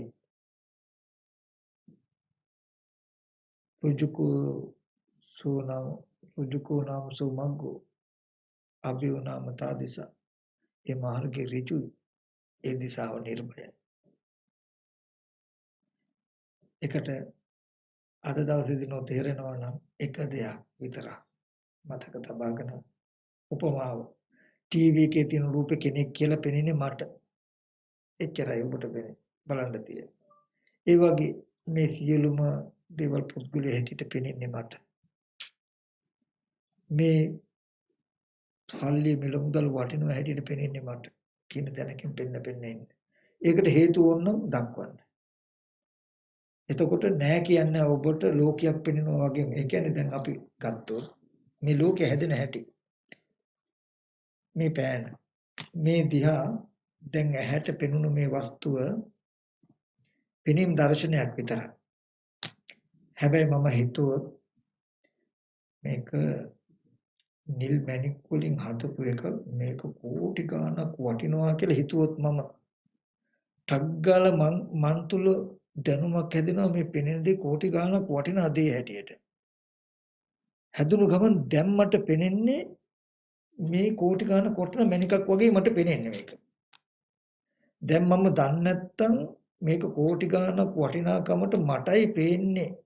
ඒක මමයි හදාගත්තේ කියලා දැන් මේ වස්තුව වටිනවා වගේමයි මට පේන්නේ. මෙතුමත් ඇස් ඉදිරිපිට රූප එනකොට මේක කෝටි ගණක් වටිනා නිල් මැණිකක් කියලා එතුමත් හිතුවා. හිතපු ගමන්ම වටිනා නිල් මැණිකක් කියලා එතුමටත් පේන්නේ. මේක වටිනා නිල් මැණිකක් හැටියට පෙනෙන්නේ මට. ඒක හැදුනේ මෙහෙම නේද කියලා එතුමත් නොදන්නකොට එයාට තේරෙන්නේ මේක මැණික කියලා. මෙහෙම 10 දෙනෙක් හිටියොත් අවිද්‍යාව යෙදුනොත් ওই 10 දෙනාටම 10 දෙනාට පේන්නේ මේක කෝටි ගණක් වටිනා නිල් මැණිකක් කියලා. ඊට පස්සේ වටිනා මැණික ගන්න මගේ පැත්තට මං අදිනකොට මෙතුම මගේ අත කැපෙන්න ගහලා එයාගේ පැත්තට අදිනවා.